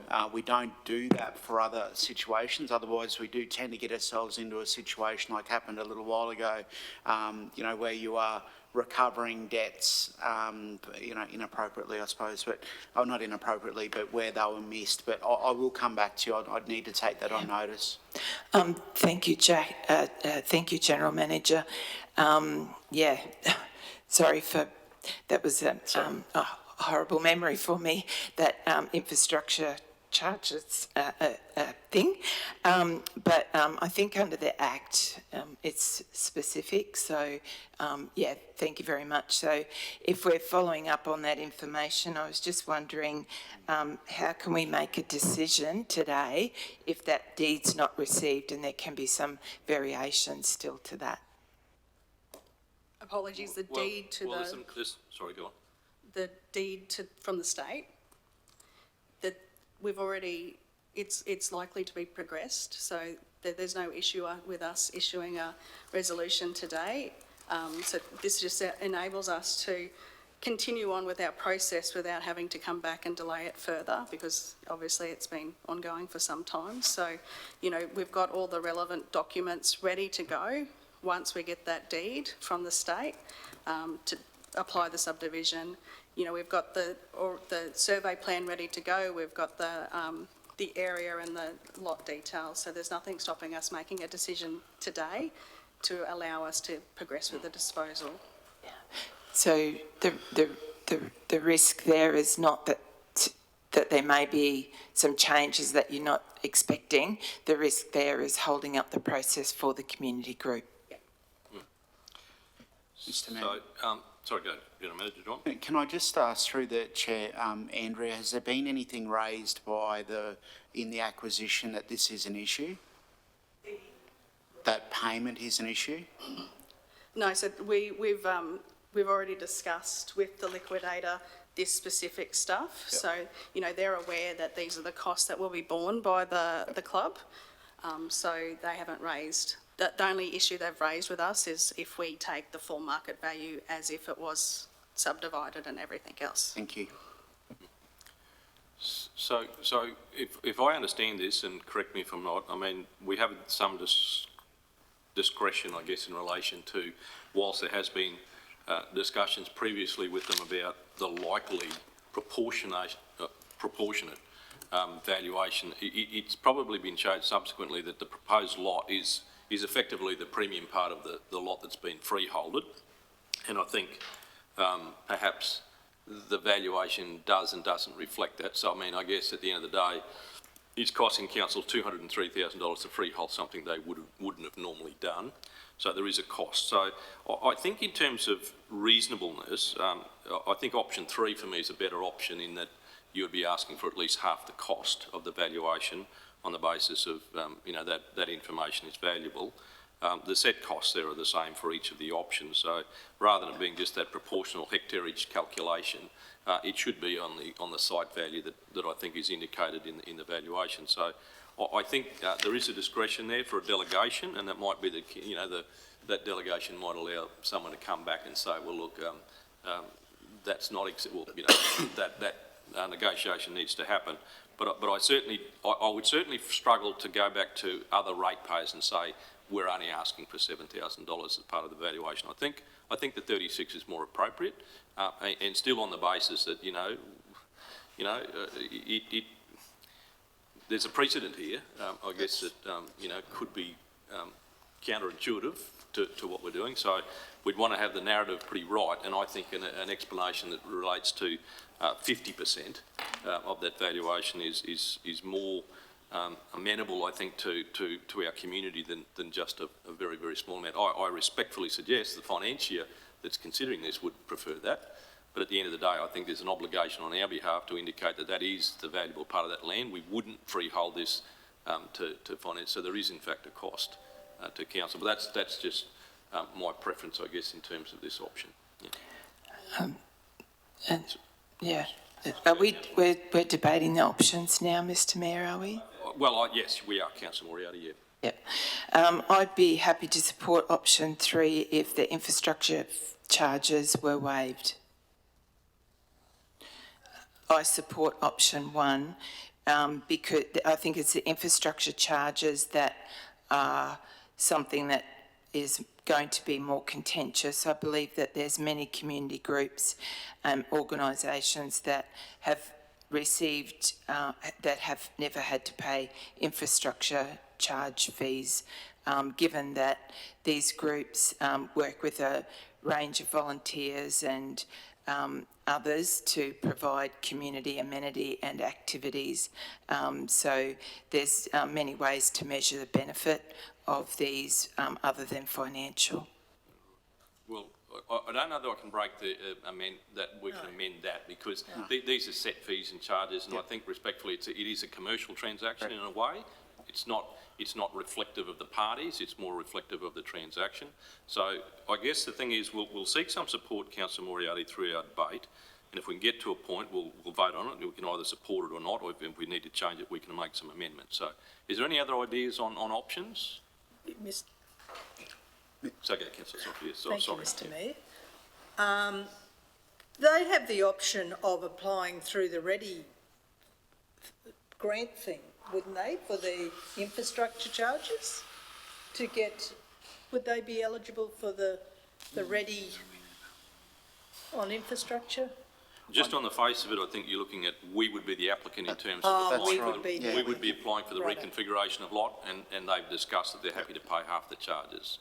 And also, aren't they they're not a little, I know this is the receivership that is requesting this, but it can become a commercial business, this venture. It's not like a little fledgling community group who doesn't raise money, who doesn't accumulate money.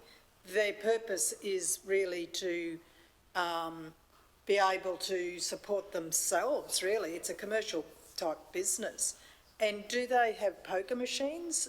So they've got poker machines. So that would rule them out of quite a bit of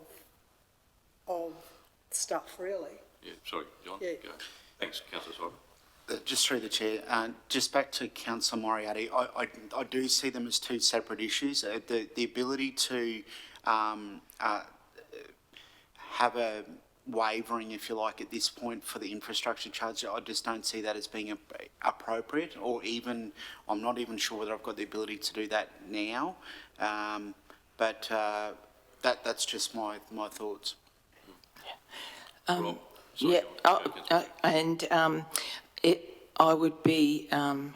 Wouldn't be right if I didn't test and ask those questions. So, look, I do appreciate everyone's comments, and I was also wondering under the Ready, but I thought that was just changed recently. So, that is another interesting perspective. But, so I've said I need to say Thank you.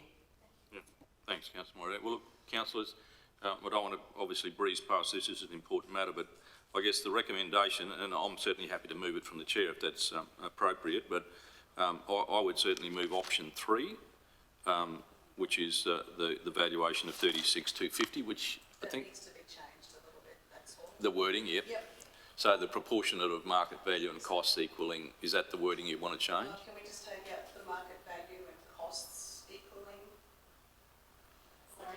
Just the proportion of? Just take out market value and cost money, those words, or just run a line through it so that...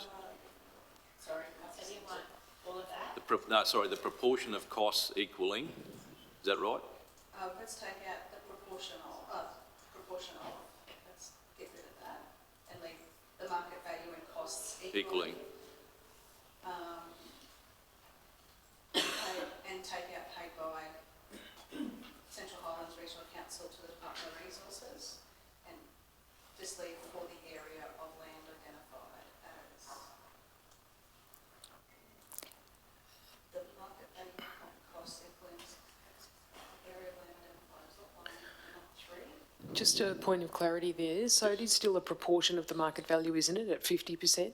Oh, it is. Yes, that's correct. Yeah, the percentage will have to be in there. Want to say 8% or? 50%? Yep. Let's take out the actual monetary cost, 36,000. Do we want to leave that in or take it out? Well, if you're putting a percentage in, you wouldn't be having the actual cost. Yep. 50% of costs will take out equally. But you don't exactly have an exact figure. So the proportion of market value at 50% and costs for the area of land, so taking out that 36,000. Well, that's what I'm saying. Yeah. Otherwise, proportion of 50% costs. Yeah. So then the Area of land. identified as what, lot 1 and lot 3? And lot 3. Yep. Yep. Marty, you'll take out the 36,250. Yeah, put a line through that, yeah. And then in part B there, add in 50% of costs associated with the reconfiguration of lot, Yep. 1 into 2 lots, and the infrastructure charges. And the infrastructure charges.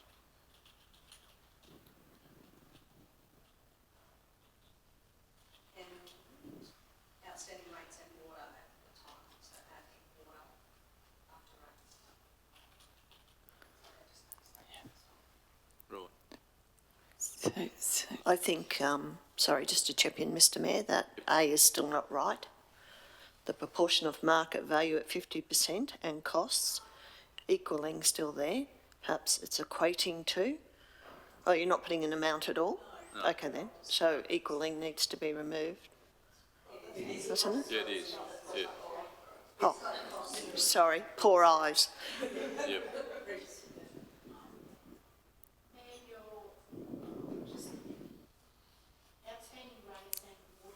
Charges, yeah.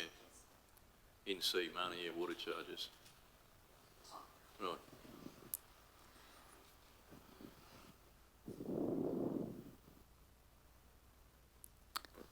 Happy with that? Right. So just to clarify before we finish that, we've moved away from the officer's recommendation, and also just to put it on record that there are many other community organisations that are supported through council or operate in this region that have poker machines or operate as commercial operations that have never paid infrastructure charges and have had some support through council. But I just wanted to clarify there that we are moving away from the officer's recommendation. Only in relation to the option of the proportionate value that we're asking for the land. All right, is someone happy to move that? I'm happy to move from the chair if that's all right. I'm happy to move by Councillor Cyphers, second, Councillor Burns. All in favour? Against? Absolutely. 1, 2, 3, 4, 5, 6, 7. It is. Any division will be recorded. Thanks, Councillor Moriarty. All right, thank you, everyone. Councillors downstairs now, Marnie, into the gallery. Just before we do, Yes. it's probably just important that people are aware, oh jeepers, where have I gone now? What's that? Oh, cool, you've already been let know. Who's down in the, okay. Yes. I'd like you to repeat the name now if you think you can pronounce it. Wolfgang von Mozart? No, I won't go there. Yeah, no. all right, no. thanks folks. So can we be back up here, say, by 11:15, if that's okay? Yep, thank you.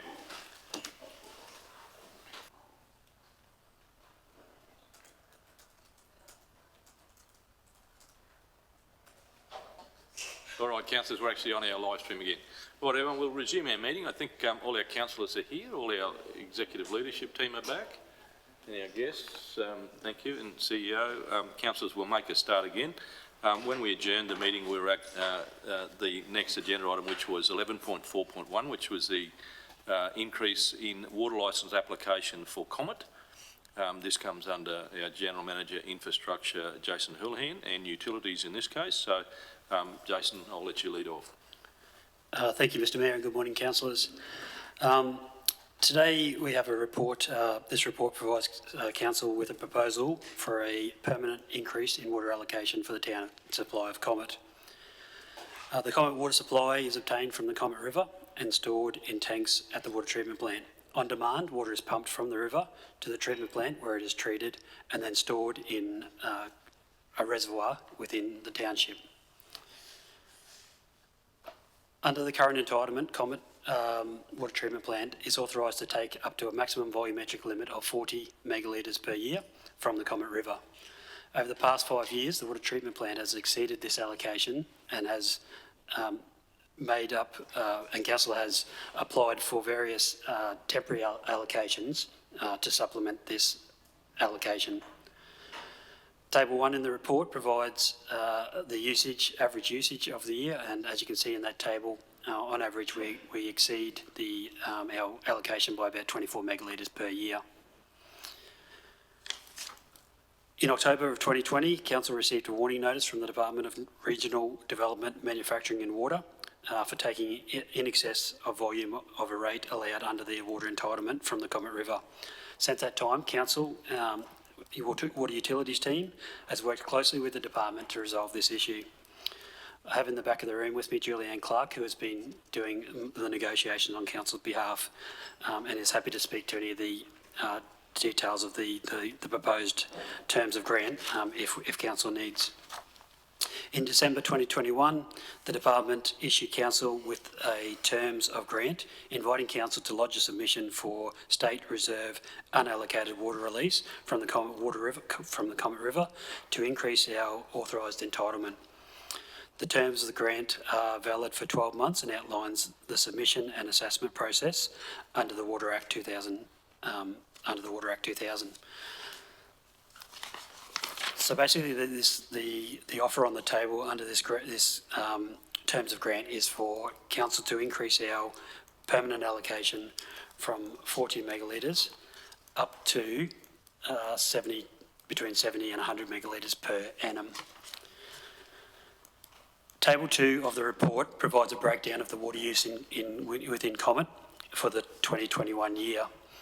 It's noted that of the 68 megalitres of take from the Comet River, which is in exceedance of our allocation, the town use of what was billed was only 20 megalitres, thus 48 megalitres of this being for other purposes.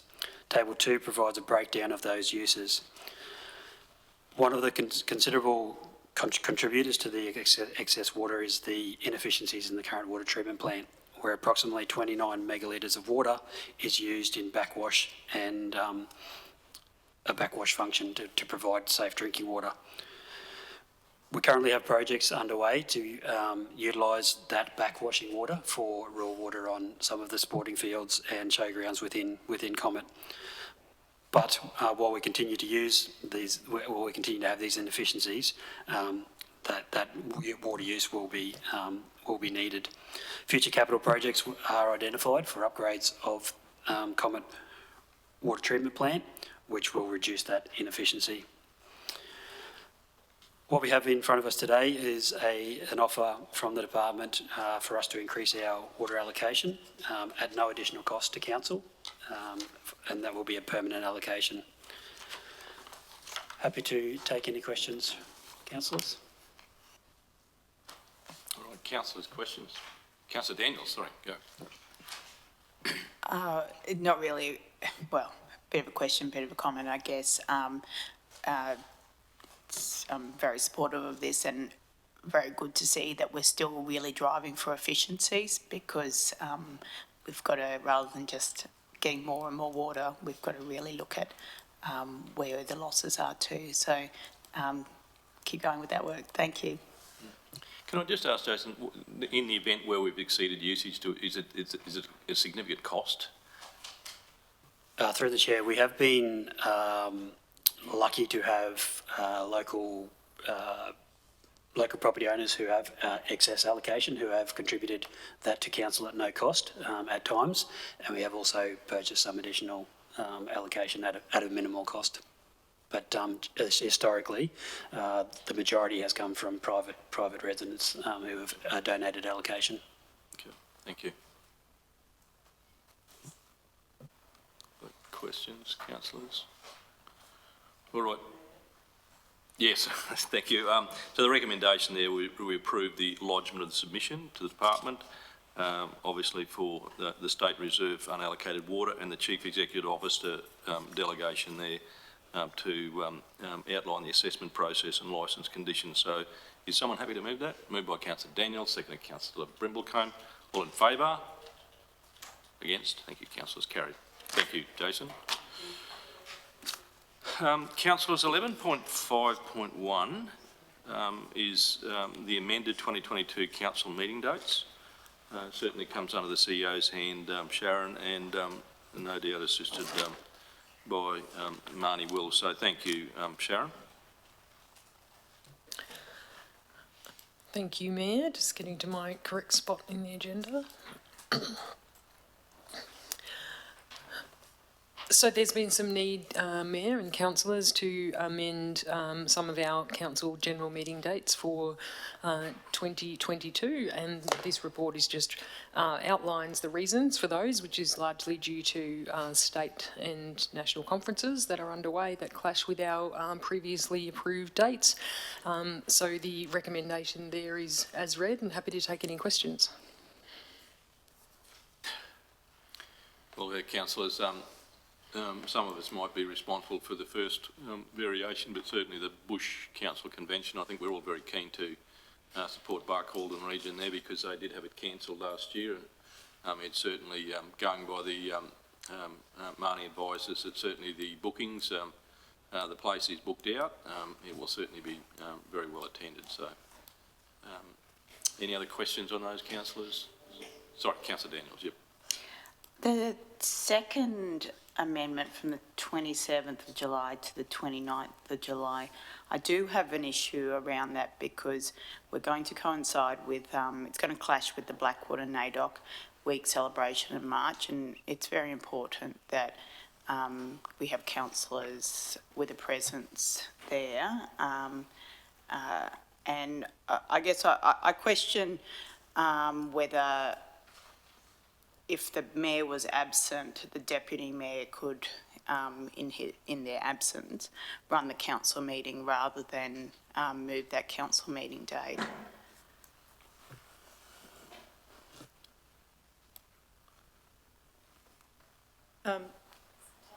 Well, I guess, sorry, go, Councillor Sol. Yeah. Thank you.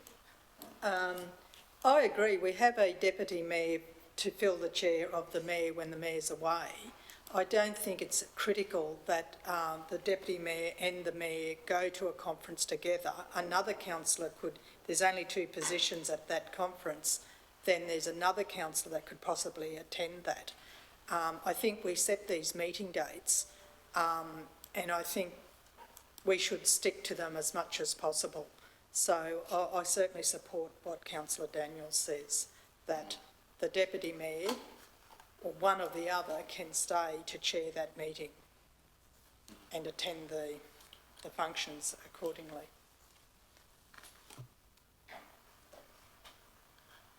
So am I getting that as an objection to changing the dates, or? Well, I guess because I disagree. I think the mayor is the leader of the council, and he's usually here to, or she is here to lead that meeting. Whether it's unavoidable, that's appropriate. But I mean, we've changed dates before, and we can change them again. But I guess similar to when the governor was here, I stepped out of that meeting, and certainly the deputy mayor is quite capable, and that's her responsibility in that event to do that. But in most cases, it's appropriate that the mayor's leading the council meeting. So if that can't be avoided, and certainly I think in this case, the Civic Leaders Summit is actually for those civic leaders. So it's mayors, deputy mayors, is that correct? Yes. So it is specifically about that. The Bush Convention Council is obviously a number of councillors, so that's the circumstances around them. But certainly the issue of it is, in my view, preferable that where possible the mayor obviously leads the council meetings. That's certainly fundamentally what generally happens, unless there's obviously a really good reason why that can't happen. So that's my view. Through the chair, in relation to the LGAQ Bush Council Convention, I have been able to secure an additional room for an additional councillor to attend that conference. So there's the possibility of 3 councillors being absent from that meeting. And the conference actually starts on the Monday afternoon with workshops. And as far as the NAIDOC celebration is concerned, I think we set these dates before we got those dates. Was it, Marnie, or is that simultaneously? Yes, I had written the report and organised an alternative date, and then I had been advised about the NAIDOC week. Yeah. So that's and look, if someone can, I mean, I think we've had meetings here where a councillor has actually attended a NAIDOC elders luncheon here, even for a short period of time. But certainly, there will be obviously occasions when this will happen, and sometimes that can't be avoided. But I certainly wouldn't like to think it was just on the basis that we can't obviously move them from time to time to facilitate most of us being here. So that's just the date that was selected. In that case, Mr Mayor, if there was a councillor that wanted to attend the NAIDOC day at Blackwater, they would put in a leave of absence at the meeting before? Absolutely. Okay. Yep.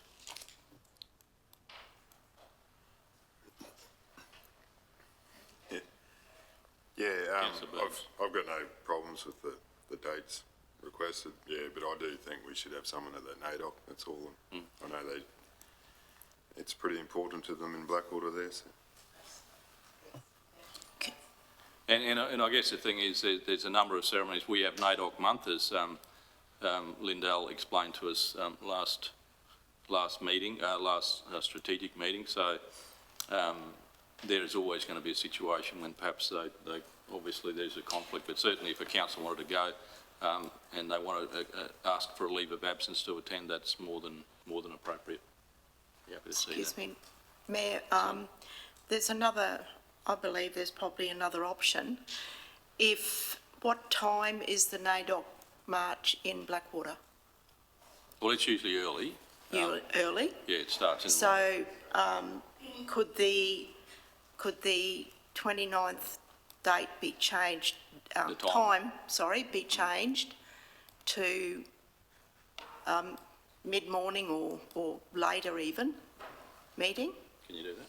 Is that possible? Through the chair, the NAIDOC week march starts at 10 o'clock in the morning, and according to the diary invite concludes at around 11:30. So then there's that hour travel back. So if you wanted to start your meeting at 1 o'clock or 12:30, that's entirely up to you. That could work. Sure. Yep. Is that like the rest of that afternoon? It's generally councillors have blocked that out, I guess I'd say, but I don't know. The rest of the afternoon's clear according to the calendar at the moment. Okay. Well, sorry, go Councillor Dennis. I was going to say, in my experience of attending that event, I would go with the latter of the two times. Yeah. Well, you can certainly make it later in the day, and I mean, if it extends, our meeting extended later on, well, that could happen. Through the chair, I've just recommended a time to commence the meeting at 1 p.m. entirely up to you guys. On what time you would like to start your meeting. 2 o'clock probably would 2 be better, I o'clock? think. Yeah. Yep. Make it 2? Does that sound like a reasonable compromise? Excellent.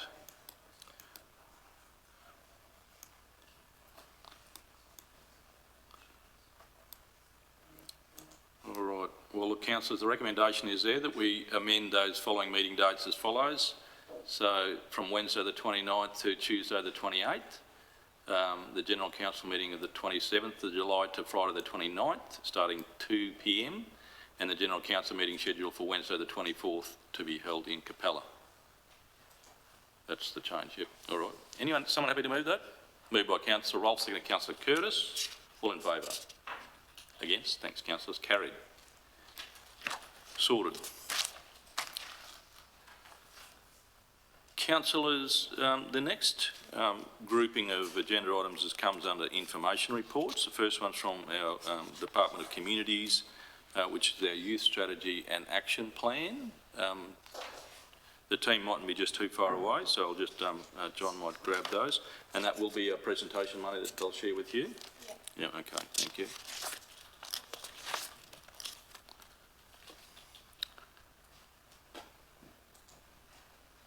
Oh, you've got that. Good morning up here, Hayley. Morning. Yep.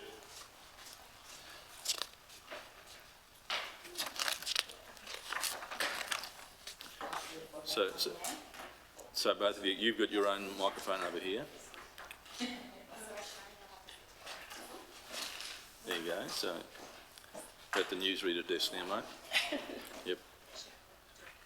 So Sharon, just when that time comes, you just hit that button and Hayley might lead it off. All right, well, John, you're going to lead us off, or? Just when you... Thanks, Mr. Mayor. I won't take too much time here. I'd just like to welcome the team in to present the Youth Strategy and Action Plan Progress Report, July to December. I'll hand over to the two ladies. I think Hayley might be speaking first, or Sharon. Not sure Sharon's speaking first. Sorry, ladies. I was just looking for your little notes and I couldn't find it. I'll hand over to Sharon. Thank you, ladies. A right-hand side microphone, Sharon, just hit that and you should be right. It should go. Yep, hit that. There you go. You're away. Thank you, John. Through the chair, I would like to begin by acknowledging the traditional custodians of the land on which we meet today and recognise their continuing connection to country. I pay my respect to elders, past, present and emerging. With me today, as you know, is Hayley Hogan, our Senior Youth Development Officer. Today I'll be providing you with a brief report on some of the highlights achieved by the team from July to December. You may notice we are one Youth Development Officer down, as Josh Clutterbuck has resigned and we are currently recruiting. There are 5 strategic priority areas identified in the youth strategy. These are youth development, planning and advocacy, youth participation, youth connections, and place activation. Despite the many challenges COVID-19 has provided, we have successfully made progress in all these areas.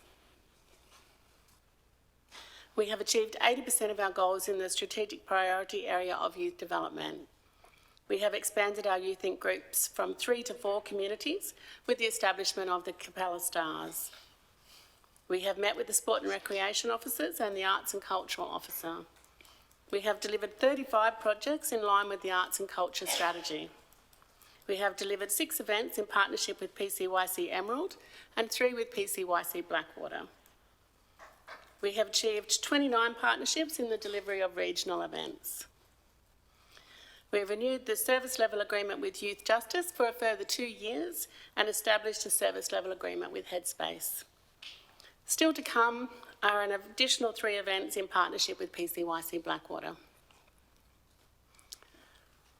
The Blackwater Skatepark was officially opened on the 16th of December 2021 by the Minister for Tourism, Innovation and Sport, Minister assisting the Premier on Olympics and Paralympic Sport and Engagement, the Honourable Sterling Hinchcliffe MP. The event was attended by Mayor Hayes, councillors and community members of all ages. The skate park has been well used since the opening. This project was jointly funded by Council and the Queensland Government's Active Community Infrastructure Program. Coronado Global Resources, Curramine, also donated funds towards the concept design phase. Included in the park are the all-ability skate circuit, a pump track for both beginners and experienced bike riders, shaded spectator seating, lighting and a CCTV system. The youth team would like to thank all those who worked on this project for their amazing work in bringing this vibrant community hub to life. In the strategic priority area of planning and advocacy, we have achieved 70% of our goals. We met our goal of actively participating in 50% of interagency group meetings. We hosted our inaugural Youth Service Providers Summit. We attended 2 forums on youth-related issues and actively participated in 10 youth-related strategic and working action groups. We have maintained involvement in the Central Queensland Mental Health Stakeholders Group and the Central Highlands Suicide Prevention Group. We implemented our first annual Resilient Youth Survey.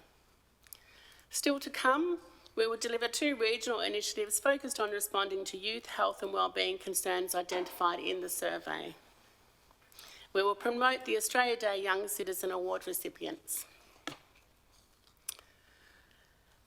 We had 590 students from 14 schools complete the Resilience Survey in August and September 2021. Participants ranged in age from grades 3 to 12. Communities represented include Emerald, Blackwater, Springshaw, Capella, Tieri, Bohinia, Doringa, Dingo, Comet and Bluff. Council has received the aggregated data from the region and schools have received their own individual results. Schools had the option to discuss their data with Resilient Youth Australia. We received an email from one of our schools after their meeting, which read, "The meeting was very valuable and we are so thankful as a school to be provided with the opportunity to access the professional knowledge of the Resilient Youth team. The wellbeing of our students is very important to us and gaining the information from the survey is so valuable for our future planning and support. Thank you for providing us with this opportunity."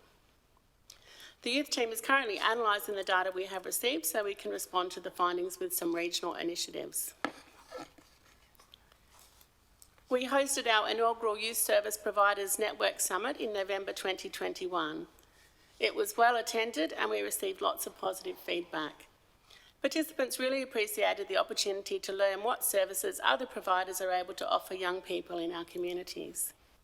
Every attendee received a copy of a book written by each of our 2 guest speakers, Luke S. Kennedy and Andrew Fuller. Copies are available in our libraries. We're really looking forward to our next summit later in the year. We have achieved 75% of our goals in the strategic priority area of youth participation. The youth team have attended 2 CRG meetings and 11 young people have attended CRG meetings. We have provided 5 leadership development initiatives. We have delivered 108 events face-to-face across 12 communities. 5 events were delivered online. 84 events were delivered in partnership. We have complied with all council reporting requirements. We supported NAIDOC events in the region. We supported the Sister City program through a pen pal project and delivered an afternoon tea for the selected young people who could not attend the exchange program due to COVID-19 travel restrictions. Still to come, we will develop and formalise the existing best practice for engagement and communication for youth in Central Highlands. On the 11th of December, we hosted an afternoon tea with Mayor Hayes in the Blackwater Japanese Gardens to thank selected students and chaperones for their involvement in the student exchange program. This function was to acknowledge the difficulties the group faced in not being able to travel and participate in the cultural exchange due to COVID-19 travel restrictions. We achieved 70% of our goals for the strategic priority area of youth connections. We had 32 posts on our Facebook page with a total of 32,731 reaches. We have evolving email distribution lists that include a schools list, youth list and our regional youth alliance network list. Our Youth Inc groups have been involved in event planning such as the Capella Stars and Blackwater Youth Inc planning Halloween discos in the communities. We continue to liaise with other youth groups within our region. We continue to host monthly Regional Youth Alliance network meetings. We continue to support the Get Set for Work program, facilitated through the Emerald Neighbourhood Centre. Still to come is the Mayoral Student Leaders Summit, which is being held in Blackwater this year. These are some photos from leadership development camps with the Emerald Youth Inc 1825 group. The first picture was taken when we camped at Carnarvon Gorge using swags and other camping gear provided by a BHP grant obtained by PCYC Emerald. The showers had previously been burned down, so swimming in the beautiful but freezing waterhole was a must, especially after spending the day bushwalking the park's many challenging trails. Our group learned about the landscape, plants, animals and cultural history of the sandstone wilderness area. They looked for platypus early in the morning and marsupial gliders at night. All in all, it was a fantastic team building experience and really helped the group feel more confident in their own abilities and their leadership skills. The other photos are from Camp Fairbairn, which is a fantastic local resource. Youth Inc 1825 chose to challenge themselves on the high ropes. They worked as teams to keep each other safe and to support and encourage each other. Some were more confident than others, as you can see from our Spider Woman there. But all achieved personal growth by going outside their comfort zone. The ropes were a lot higher than I expected. They also chose the raft building activity. They had teams and built separate rafts initially, then raced, then worked together to build the perfect raft. Dave from the camp said it was one of the best he'd ever seen.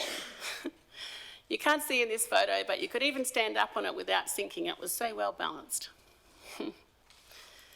In the strategic priority area of place activation, we have achieved 80% of our goals. 42 spaces were engaged to deliver council events. 27 initiatives were delivered in public spaces. 88 school holiday initiatives were delivered in the libraries. 6 external youth activity programs were promoted via council's social media. Still to come, the CRG survey. Overall, for the period July to December 2021, the youth strategy is 75% complete. Last but not least, we would like to thank the following people, as it would not be possible for us to deliver these great results for our region's youth without them. The Connected Communities team, all of council's departments, schools across our region, stakeholders with special mention to Anglicare Central Queensland and Emerald and Blackwater PCYC, government and non-government agencies, local businesses, our youth Inc groups who provide us with ideas and passion for doing what we love, councillors for their continued support, and most of all, importantly of all, our young people, their families and the community. Thank you. Thank you, Sharon. And you're obviously keen to take questions. I'd love to take questions. Councillors, questions? Councillor Syphon. With your youth groups, you've got one in Blackwater, Springshaw, Capella. Can you just explain, in where? Oh, sorry, yes, sorry. Can you just explain how they work? Like, is it a membership based? Do they just come and go, like a drop-in centre, or just how that structure is for me? Yep. Go. Yep. Oh, sorry. No, you're right. Through the chair. So they're all different and unique to their different communities, yeah. So Springshaw is based, we've got about 10 young people there. There is a form that they can fill in. They definitely do not do that all the time, and we bug them continuously to get that form back. Blackwater are very good with their forms, and it's obviously the largest group, as that, it's been going for about 10, 12 years. Capella, hit and miss on some of their forms, but they also, Capella sort of coincides with the youth drop-in group, so there is youth drop-in and then that closes, and then for an hour is the meeting after. And then Emerald 1825, they have done all their forms as well. Yeah, so it is, join application, and in that application, obviously, because it's a youth council youth advisory group, we are looking, I guess, kind of to build up our next leaders in the community. So there is a lot of questions about leadership skills and things like that to identify if they are the young people suitable to the group.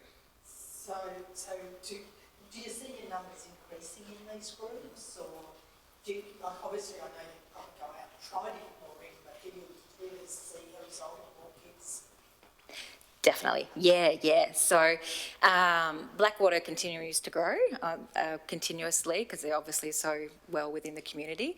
Capella, Springshaw are only in their second year of forming the group, so we almost don't have to go out to and advertise to get young people in, because friends just talk to friends, and we put on the Halloween disco in Capella, so now young people are like, why were you guys on the stage? Why were you serving drinks? So that curiosity comes, and then they want to join the group, and I think that's very similar for the other ones as well.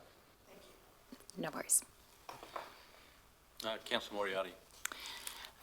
Well, thank you very much again for a very comprehensive report, and congratulations on all of the events, workshops, amazing groups that you host, and across the region. So it's a big job for a small team. So thank you very much, and thank you for acknowledging Josh leaving. So I guess it would be amiss if we didn't wish him all the very best in his future endeavours, and for the huge investment he made for our youth development over many years, I think something like 10 or 12 years or something. So all the best to Joshua Clutterbuck, wherever you are. I also wanted to say that one of the initiatives that I was involved in, I suppose, in November was with Councillor Burns, was the Youth Service Providers Network Forum. So thank you very much. It was exciting to be part of that, and it's just so important to have your providers come together and talk and link, and I've seen many aha moments. It was wonderful. It was very evident where people were exchanging valuable information, which continues to support the most important people, which is our youth. I just wanted to, after all of that, have a question. And my question is, I think it's page 248, but you'll know when I ask.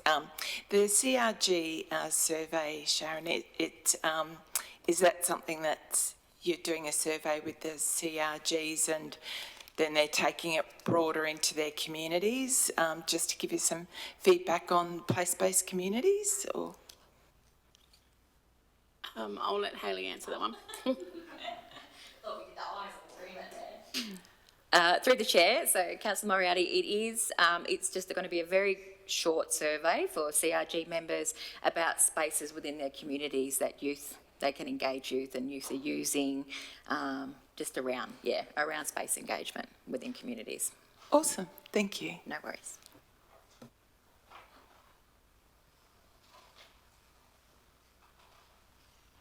All right. You've wowed us again, you two, so not a lot of questions. As Councillor Moriarty said, very, very comprehensive. Councillors, no other questions? Well, good, you two are going to get off pretty easy here, but anyhow. The recommendation is there, councillors, we received the Youth Strategy and Action Plan 2018-2023 for that period July to December 2021. Is someone happy to move that? Move that, Councillor Moriarty. Second, Councillor Curtis. All in favour? Against? Thank you, councillors. Carried. There you go. Thank you. Sharon, thank you. Hayley, thank you, John. All right, councillors, 13.3.1 now begins, I guess, a number of agenda items there relating to record of proceedings. So I guess, Michelle, if I could, I think you're going to take sole responsibility for this, is that correct? It would appear so. Would seem so, yes, thank you. Thanks, Mr Mayor. First report, councillors, and I'll extend my apologies for the lateness of the submission of the advisory committee minutes from the 6th of September. They appear to have slipped through the cracks while I've been on leave, so please accept my apologies in regards to the timing of these minutes. So, as I said, the minutes of the Sale Yards Coordination Committee held on the 6th of December are before you. And I'll just touch quickly on a couple of the matters that were discussed, as we usually do. We discussed any of the workplace health and safety issues at the site. We note that there were some stairs that were installed to allow contractor staff to access from the ground in regards to the catwalks, and you may recall of an incident that we had back earlier in the year that prompted that improvement at the sale yards. There was also a workplace assessment conducted for staff using backpack blowers, so this is normal type of processes that we work through in regards to engaging with our workplace health and safety team within council as well. You'll note there the operating income and expenses, and that information is not any different to the normal information that's provided to council in regards to the operations of the facility. There was discussion in regards to the capital expenditure projects which related to Spelling Yards, which was still on hold at that point, the front fence and grid project, as well as a couple of small other projects in regards to the scale platform and the scanner. It was also noted at that meeting the benefit from an operational perspective, the benefit of having the 3 full-time equivalent staff is noticeable now as opposed to the previous operations with some casual staff, and that certainly has improved efficiency at the sale yards, as well as allowing us to have better management around fatigue management of staff and reducing the overtime costs at the yards as well. Information there in regards to the capital projects, and it would seem also in general business some discussion around 6-deck access to the sale yards, and I believe there's been some further discussion in regards to that as well, and Followmont are looking to get some sort of access permit in regards to that. So not a lot. It would appear did occur in that meeting, but I'm not sure if the chair of the advisory committee, Councillor Burns, whether he has anything else he may wish to add to that. Thank you. Councillor Burns. No, everything seemed to be running all right there. It was just before Christmas, from memory of this meeting. I think they had a sale that day, so yeah, we were out the gate pretty early. All right. No other. Councillor Curtis, Councillor Carpenter, nothing? All good. All right. Councillor, any questions? Councillor Moriarty. Yep. Thank you very much. I just noted on page 3 and 4, which is pages 256 and 257 of the agenda today. There's some reference to 6-deck access to the sale yards.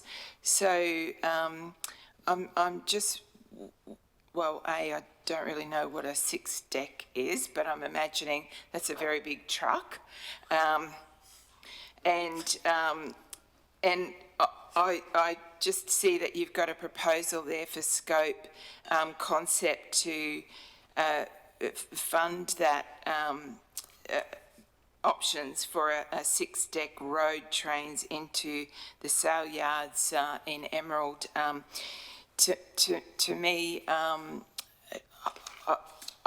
glad that you're doing the scoping and concept plan, and I just hope that in that there's provision around excellent engagement, because those roads are very small in there, and it just continues to flag to me, you know, the urgency of council finding a more appropriate location so you can expand or allow for that facility to be even more state of the art. So I was just wanted to raise that, that I've seen that, and just hope that it's not going to cause more issues that we've already been through.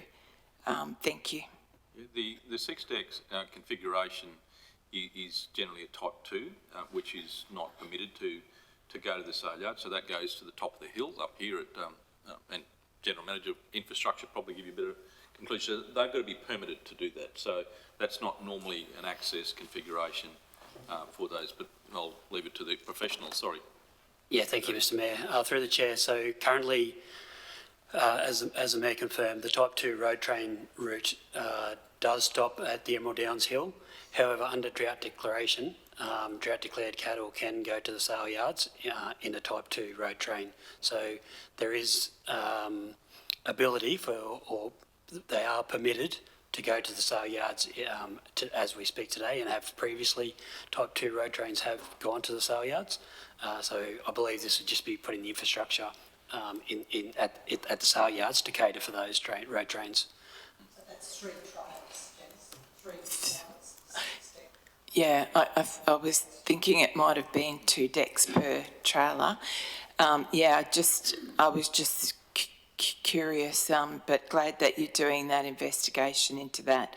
If there's going to be a lot more trucks go in, etc., that I just see that as a very big impact potentially as well. I'd love to see industry grow, but, you know, are these facilities not in the right spot to grow?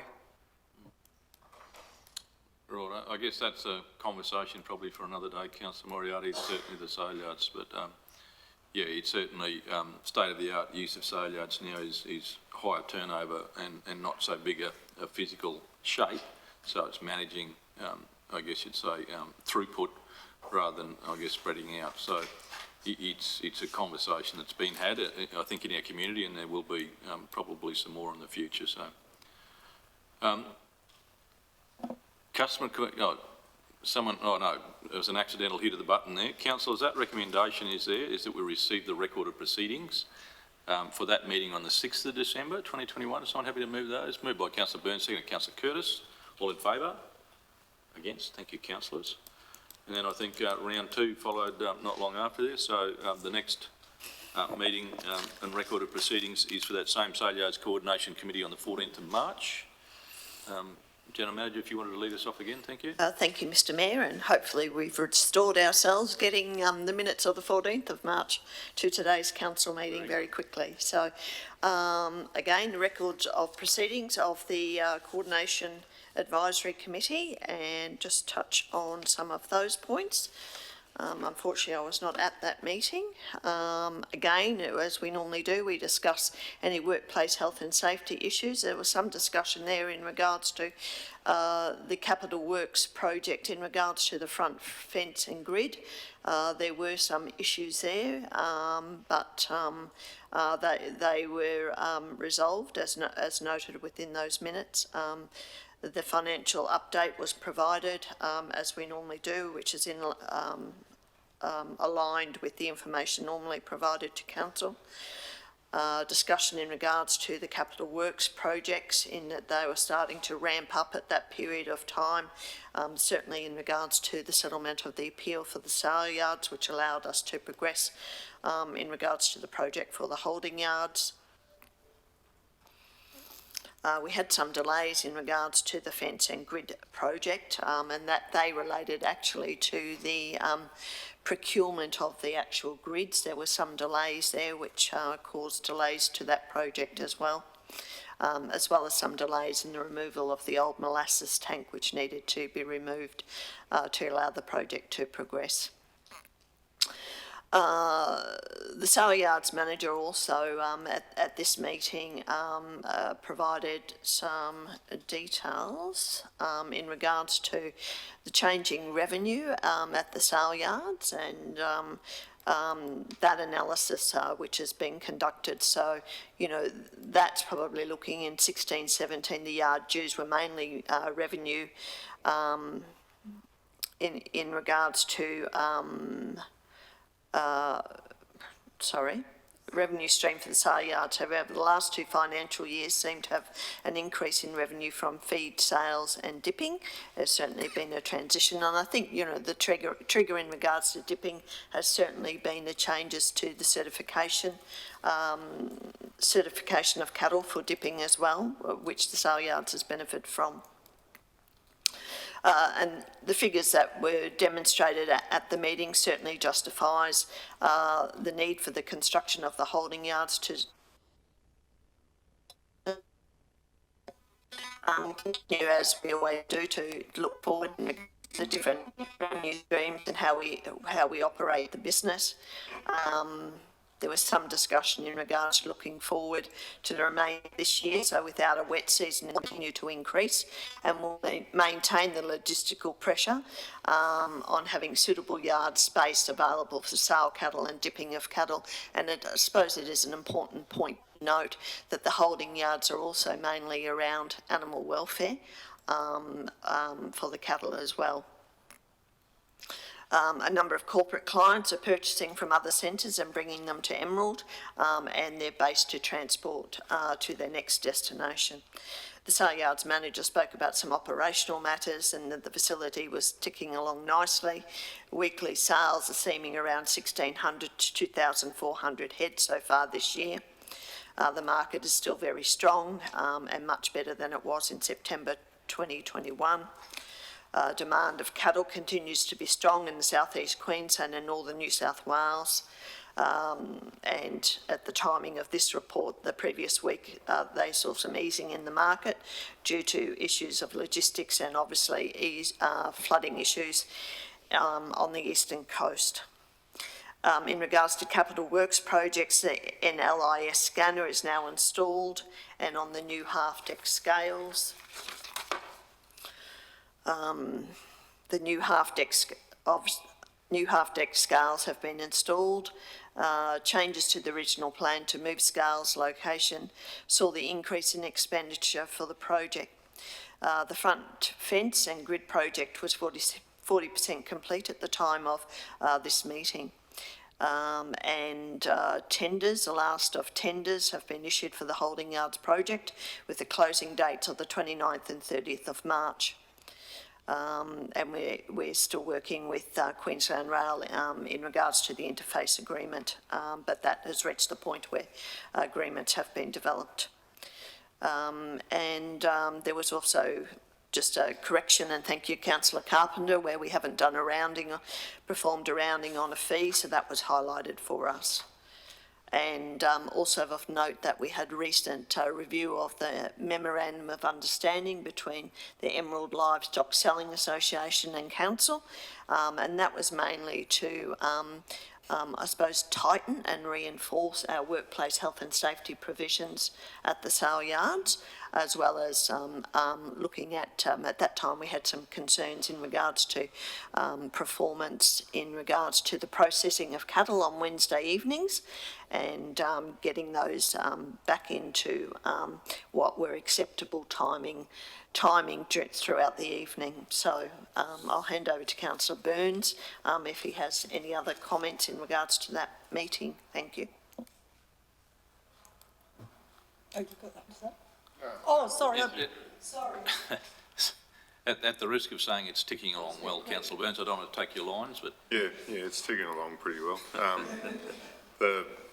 The president of the Emerald Livestock Selling Agents was actually at that meeting, and he looked a bit sheepish because he was meant to sign the papers before he came in, but so they're probably already done. So. Thanks, Councillor Cyber. Just a question. With the growing trend of producers pre-treating particularly weaners prior to sale, which makes it more attractive for buyers outside in a tick-free zone, have you noticed a drop-off with the numbers being dipped there? Not from what I understand, Councillor Cypher, so thank you for your question. But I certainly can liaise with the sale yards manager and provide some information through if you would like. I'm not aware that that's the case. So would the majority of stock being dipped there, would they be travelling through and not sale yard cattle? not sale day cattle? I don't specifically know that information. I can take that on notice and provide that for you. Yep, that'd be good. Thank you. Thanks, councillor Cypher. Other questions, councillors? All right, well, that recommendation is the same. Again, receive the record of proceedings of the Emulsalios Coordination Committee from the 14th of March. Is someone happy to move those? Moved by councillor Curtis, seconded by councillor Moriarty. All in favour? Against? Thank you, councillors. Carried. Bit of a change of flavour now. Certainly staying with General Manager Michelle, but certainly in relation to the Emerald Airport Advisory Committee. Solomon Kloppers is here as well. Michelle, you might do that introduction. Thank you, Mr Mayor. So next report relates to the record of proceedings for the Emerald Airport Advisory Committee meeting held on the 28th of February. I was not present for that meeting, so I'll hand over to the Manager of Airport, Solomon Kloppers, to discuss that report. Thank you. Good morning to the Chair, Councillors and colleagues. Through the Chair, the Emerald Airport Advisory Committee held a quarterly meeting on the 28th of February earlier this year. Council is being asked with this item to receive the records of the proceedings of that meeting. The record of proceedings is included in the agenda, but allow me to highlight perhaps just a few items that we thought were of particular interest. The first batch of items around how the airport is tracking financially. The earnings are almost exactly on budget. Our passenger numbers are 2% higher than we predicted. We thought we budgeted. Lower, but the car parking is 5% higher. So it's really a mixed bag, but overall the financials are just about bang on. Also discussed was the preliminary findings of planning projects that we are doing this year and what the implications are for projects next year and the master plan more generally in the long term. The committee, I must admit, this is one of the good values of committees like this, according to us, gave very valuable feedback on ways to align our income and the expenses of some of the capital projects that's required in terms of our master plan going forward, and we're certainly implementing those as we speak with the engineers. We gave feedback on the RFDS and how they are going with their grants and their planning with regards to the patient transfer facility that's being discussed at the airport. Also, we discussed the preliminary feedback and the outcome of the first phase of the route development project that we spoke about last year. And the outcome there were very exciting and very interesting. I'm hoping in future to bring that to council. One of the committee members, Mrs. Wendy McFarlane, tendered her resignation. And in the weeks ahead, we're planning on bringing a new decision to council to identify a successor for that position, so we can make sure that committee goes forward in full strength. Also planned by this committee is to present council in the future meetings with the results of a terms of reference review that they'll be doing, as well as their planning for next year and the outcome of their performance review. So that's a bit of what they have been working on and what they are looking to work on. So happy to take any questions or give more information on any of those specific, very exciting happenings, if it pleases the Chair. Thank you. Councillor Roth. Yeah, thanks, Mayor. Solomon, your freight security rules, and I believe that freight has increased exponentially over the last 12 months or so through the airport. Is that right? Through the Chair, if you would allow me, Councillor Roth, to unpack that. Yeah, okay. For everyone, base information, last year the Department of Home Affairs brought out new rules for freight screening, and those rules will impact on Emerald Airport from 1st of June. So the Councillor Rolfe is referring to that amongst others. So in terms of those rules, basically we've got to screen freight just like we have to screen passengers. It's a little bit different because the onus is not on the airport, the onus is on the people that provide freight services. So in terms of that, what we have been doing is working with Qantas and with Toll and all the other stakeholders, I guess, to try and see who will be, and it's called a racker, which basically means the person that screens it. So currently we're aware of packages leaving Emerald that has to be screened. There's not too many of them. It's only between about 15 and 20, and I think last week it was 18 packages. The Councillor Rolfe is correct that the freight coming into Emerald, of course, lockdowns and everyone buys more things on the internet these days. We have seen a significant increase of freight coming into Emerald. Our current procedure of dealing with it underneath the roof there next to the office, that is still working, but at some point we are planning, and the committee is talking. In fact, they asked us to make a presentation to them in the next meeting around our freight future, I guess we can call it. Thank you. Councillor Moriarty. Thank you very much.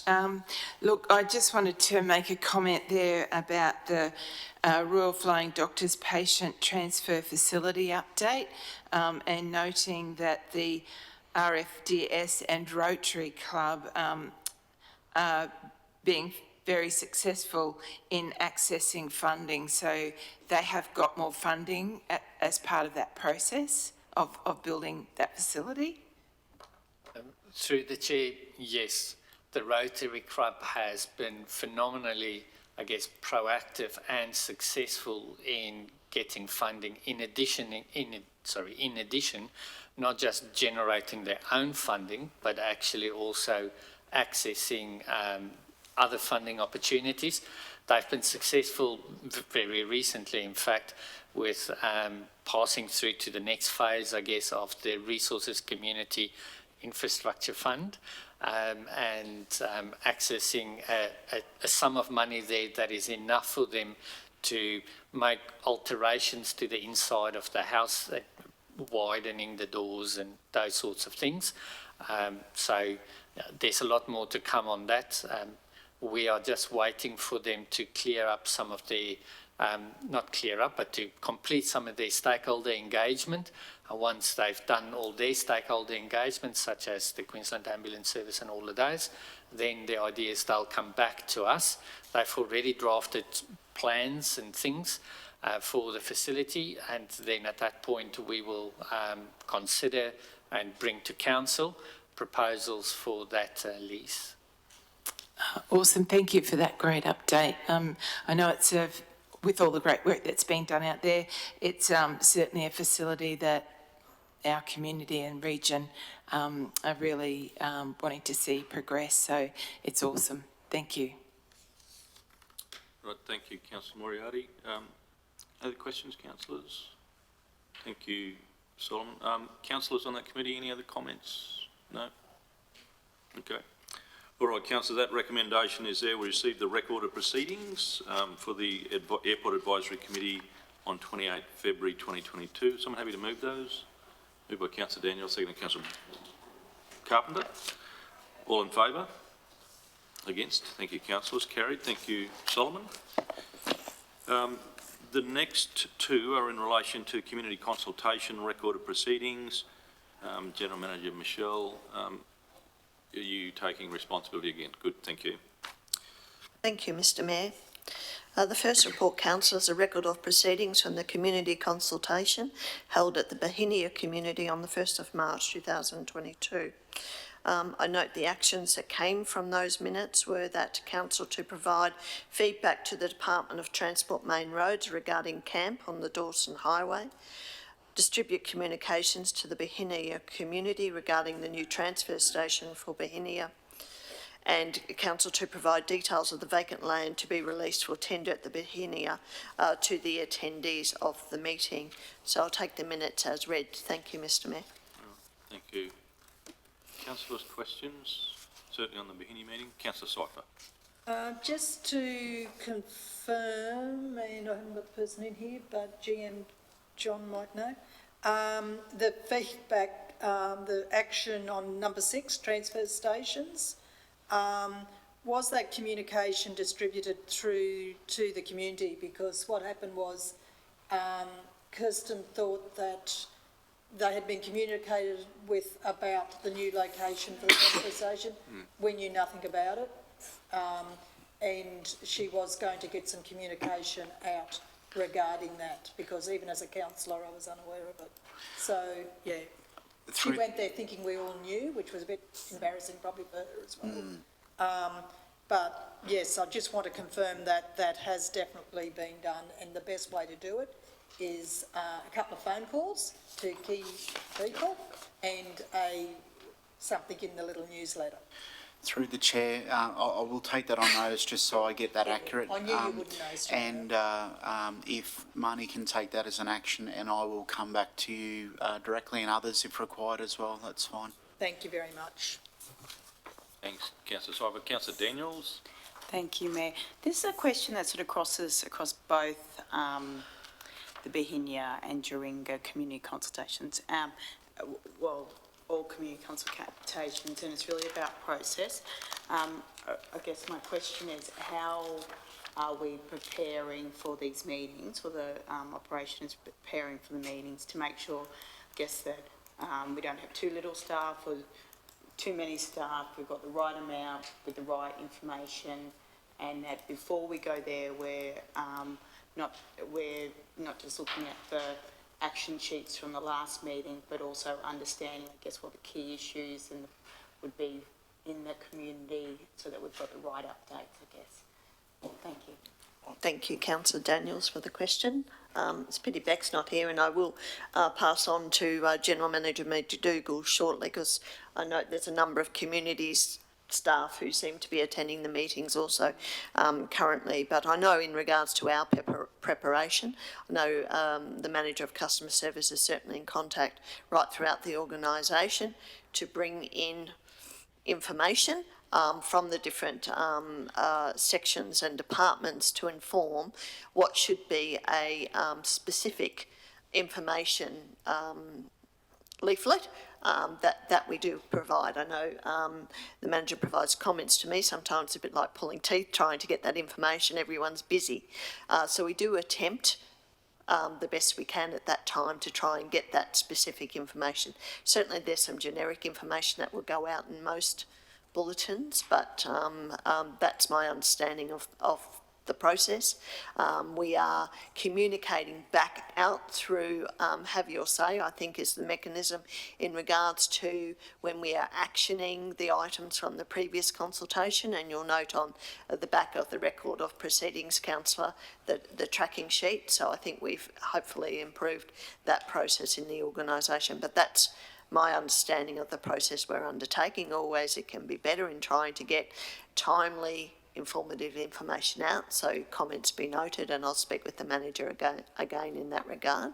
And I'll just hand over to the other General Manager, who perhaps can talk from his perspective as well.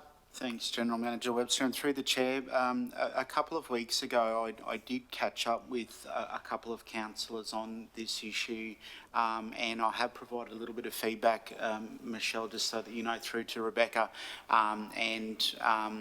Rebecca's just considering some of that information on how we might respond a little bit better to some of the, I'm not going to say the accuracy of information, but the type of information supplied in those brochures handout at those individual locations. So I'm not sure whether Beck, and she is here now, so she might be able to talk to it, but Rebecca, we're just talking about the discussion that we had, you and I, about the information in the handouts at Community Consult. So this is like the one pager, if you like, and I don't know whether you wanted to share with the councillors just what we spoke about with just having a look at that process. There's always room for, you know, change and improvement or whatever it may be.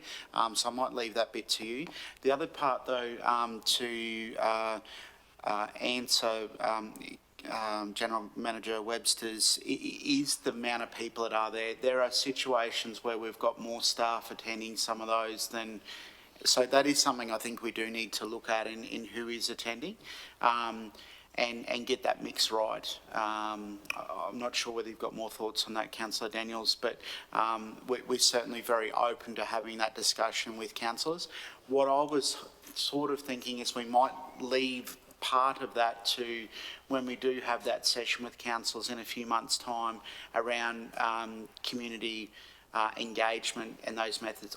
That's where I was sort of going towards, leaving it there. But if you would like to address that earlier, more than happy to do that as well. Just hit your microphone there, Beck. Yeah. Through the chair, thank you, General Manager McDougall. Yes, we had quite a discussion about the feedback that was passed on, and thank you very much to councillors for doing that. Some of the things that we discussed were obviously the process of getting that handout together, which has come a long way since in the last couple of years. Trying to extract that information was quite difficult. But now that a lot of the council projects and initiatives have a consultation or an engagement component to them, it's pretty much just pulling out information that those managers and coordinators have already provided in other engagement forums, whether it be CRGs or have your say requests from the community for feedback on a project. So it's not as difficult as it once was to try and get updates on specific projects and initiatives in certain areas. We have a big shared document that goes to the management team, and it's basically got the schedule for the whole year now, and we invite and remind managers to go in and make, I guess, updates as the year goes through about what sort of projects, initiatives, topics for discussion, issues are affecting the individual communities, in particular the ones that we're going to be visiting soon. But as I said, it used to be quite difficult to get the information because we weren't used to talking about what we were doing while we were doing it or getting prepared to do something, which is quite different now. That a lot of projects are well planned out and there is that engagement piece, and those managers and working areas are pretty much copying and pasting a lot of their information from one area into another, so it's quite good. In talking to General Manager McDougall about, you know, the balance of corporate information and locally specific information, we don't like to, or we haven't liked to in the past, just internally have too much white space on those documents. So where there's an absence of, you know, a lot of projects or initiatives for a smaller community, we've tried to put some corporate information in there so that there's less white space and there's more to look at. But considering the feedback, I thought perhaps if we still want to have, or we want to keep a focus on the things that are affecting that community and even less corporate information that might not be of interest to those communities, is to just make it smaller. So it might be A5 if there's not a lot of specific things that are going on in that community, and just sort of condensing the size of the handout as opposed to maybe populating it with content that they might not find useful. So lots of things that we were sort of throwing backwards and forwards about ways that we can find a balance with corporate information that they might want to know about. Things like library programs, where there's small libraries in just about all communities, and then obviously really specific information about projects and those sorts of things going on in that area. So, I think. Thank you. I was going to say, it's not always, I mean, sometimes it's too messed up, sometimes it's actually not the right staff member there or no update. I was through the chair. For something that is actually topical, that we all know is going to be topical. Agreed, and sorry, I probably misrepresented there. You're exactly right. Sometimes we haven't had the right staff there. If we knew there was going to be an important issue raised, and we not say normally know, but we do have a bit of an idea, I suppose, if there's going to be an issue, and then we haven't got a staff member there. So yeah, point taken. Thank you. Just on that, through the chair, if there is any other feedback, and as I said, we're more than happy to, you know, look at any opportunities that might exist there to improve communication or that method through to the community. And I know councillors do use that that bit of a handout as a bit of a guide too, if you are chairing those meetings. So if there's something there that we can, you know, improve through. And largely, I suppose, it's myself and Jason's team providing information to go into those. But if there is something specific, more than happy to look at that as well. Councillor Moriarty. Oh, thank you very much. And that was an excellent question and excellent preparation of information as well. And I think the other thing I think was just addressed there. It's not just about what can we provide as information from council, but it's also about how do we find out from the grassroots what might be some issues that might be coming up that might come up that we're a bit more prepared about, or even indeed places that the community might like to have us visit or facilities to have a look at. So, yep, that was just my comment. Thank you. Come a long way. Thank you. Thanks, Councillor Moriarty.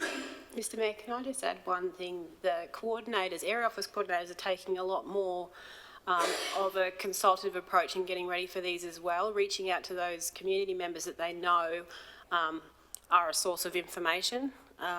Behinia, for example, reaching out to Kirsten and just getting a bit of a feel about what the community is likely to talk about or want to raise with us. Marjorie Shannon from the Springshaw, Buckland, Treswell area, we reach out and make a point of reaching out to those community contacts ahead of the consultation, just to get a bit of a feel about what might be discussed. Sometimes that information is timely and we can provide a bit of an overview of that in the handout. Sometimes we might get it a bit late, but even the consultation, the Have Your Say, the online engagement, we haven't been getting any responses, but that hasn't stopped us from actively pursuing someone or a group of people in the community to go, look, we haven't got any online submissions, but you know, what are you hearing in the community and what's likely to be an issue? So, and it's something that the coordinators are spending more and more time on in the preparation for a consultation, which is good. Thanks, Beck. Councillors, the recommendations there, we received that, and it includes obviously the CRMs that have been captured from those meetings. So there's 1, 2, 3 there at the Behinia one, relating to the DTMR camp on the Dawson Highway. The new transfer station, as Councillor Cypher just asked for, and the vacant land to be released for tender at Behinia, so a little bit more information there. So someone happy to move those? Moved by Councillor Cypher, seconded Councillor Burns. All in favour? Against? Thank you, councillors. Carried. Thank you, Beck. And obviously the next part of record of proceedings here, 13.3.5 is at Doringa, that was carried out the same day. Happy to have Rebecca speak to that. Thank you, Rebecca. Thank you, Mr Mayor. The report before you provides a record of proceedings from that consultation that occurred at Doringa on the 1st of March. To note, there were 2 requests that were logged in our system, which was to investigate a permanent standpipe in Doringa in response to feedback from the community that they haven't got access or 24/7 access to water. There is a standpipe down in Doringa, but it is within our facilities and it's not open all the time. So a commitment to have a look at what options are available there and to confirm details of the dispersal program that deals with the flying fox population down there and how the numbers and when we start to see those numbers impact that dispersal program. So the Manager for Environment and Planning is getting some information together there to send to the community. I'm happy to take any questions or comments. Yep, thank you. I think it needs to be said that, you know, over a number of years, there's been attempts certainly by council and through communication and reassignment of, I guess, of ranger activity in relation to them, and it never ever hits the spot. That's not a good pun probably in this respect, but it just seems to be that there is sympathy all the time for the difficulty in that process, and I think we need some capacity and flexibility within rangers to actually work with community when it's due. It's one thing to start saying, well, we're communicating a different approach to this in terms of the value of flying fox colonies. Well, everyone gets that, but it's the practicalities that need to be, I guess, understood. So I know that's a difficult thing to sometimes gauge, but I think in the conversations we're seeing, it's getting to that sort of exhaustive stage where people are just going, well, are you guys ever going to sort of catch us up and keep sort of community informed? It might not necessarily be something we all agree to necessarily, but it might be just good that there's a consistent approach, and I think that's what's missing here. So that needed to be made. I think the communication was just exhausted about, you know, they sort of have probably been made more aware by our reactions to some of these things, and having done so, they're not seeing us consistently you know, meet the early parts of the season, maybe do some early intervention, and You know, they're, as a community, they're saying, well, you know, they're quite happy to work around it, but they need it to work. They don't want the parks being destroyed again. And I guess they're just very, very, well, they don't want to be, but they're sort of getting resigned to the fact that it's just going to eventually be completely ruined. So we need to change that.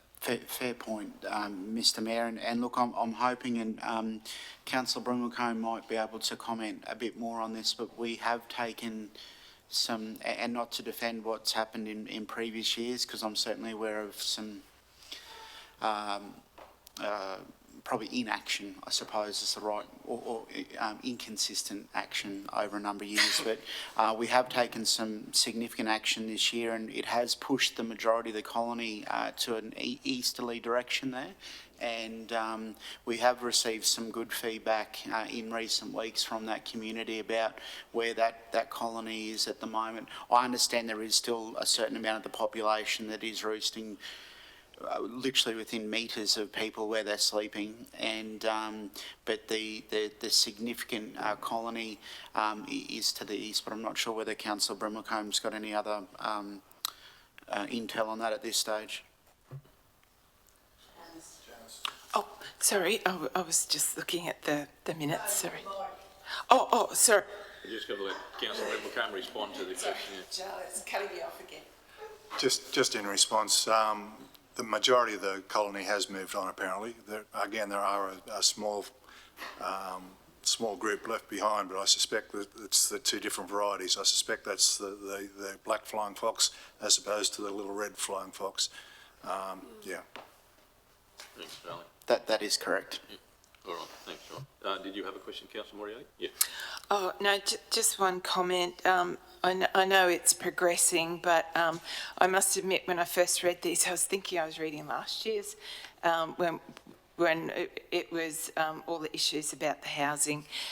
So I know it's progressing its way through, but it's interesting that exactly the same comments were made this year as last year and potentially before that. But anyway, just a comment there. Right. I think we probably, that was where we were a little bit, perhaps short of an update there. But I guess predominantly though, the issue of the housing, I guess you can ask questions about data, but it was about more appropriate. I think the strategy around the retention of workers. I think the community there, unless I'm reading it completely wrong, we're just making sure that a whole heap of people aren't leaving Doringa. There'll be questions about the style and the type and certainly the conversations, but I certainly reassured them that there's no plan on shifting volumes of staff out of Doringa. The housing strategy is a strategy about housing, and it's not about shifting employees. So I think there's always that underlying, I suppose, concern that that's the housing reflects perhaps council strategy on staffing, and that's not the case.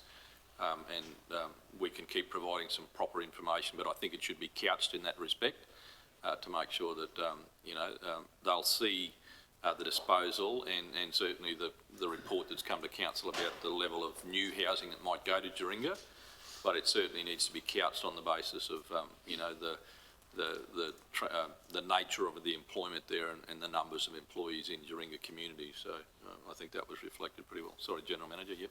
Yes, thank you, Mayor. And I suppose just to add to that, I was aware that Property Services had provided Manager of Planning Environment some details for update, which I think she shared at the meeting. And I suppose our actions on the ground will speak in regards to reinforce our words, and well, I have only today actually signed a contract for the refurbishment works of the former CEO house next to, so the community will start to see some action.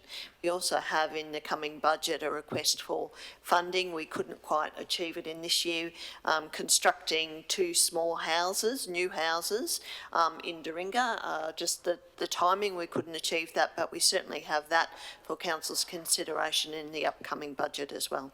Thanks, Michelle. Thanks, Michelle. And again, like a lot of communities, they don't want to see their population declining anymore, and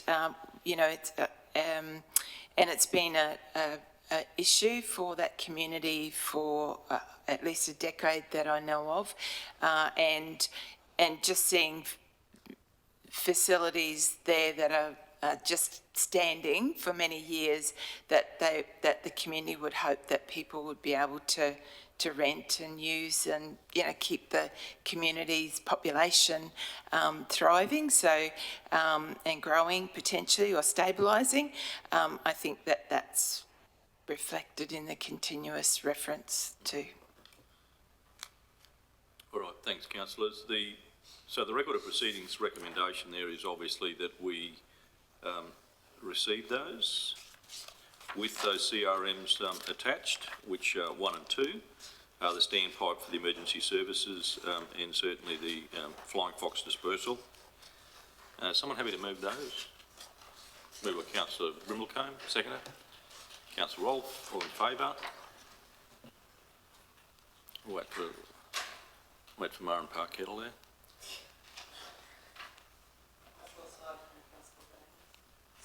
Sorry, no, yeah. So, yeah, you're both going to the Gold Coast for a conference. Good, thank you. No, we just. The record of proceedings was just obviously the recommendation of 2 CRMs. So it's been moved and seconded. All in favour? Against? Thank you, councillors. All right, councillors, general business, please. I think we're at the end of our reports. Thank you very much, Rebecca. All good? All right, councillors, there being no further business, subsequent to checking my screen, subsequent to checking with Marnie, there's nothing else to report. I'll declare the meeting closed at 12:34 p.m. Thank you. So now photos, folks. Now, Marnie, you're going to let someone know that? I'll just get the live streaming finished. So, councillor, the live streaming is just still rolling here. We'll just those individuals, I think, did the photos get taken of the council in action this morning? There was a couple just before. Oh, okay. Yeah, good security there, guys. You let them through. Yep. And then, do we know where they might like to do this?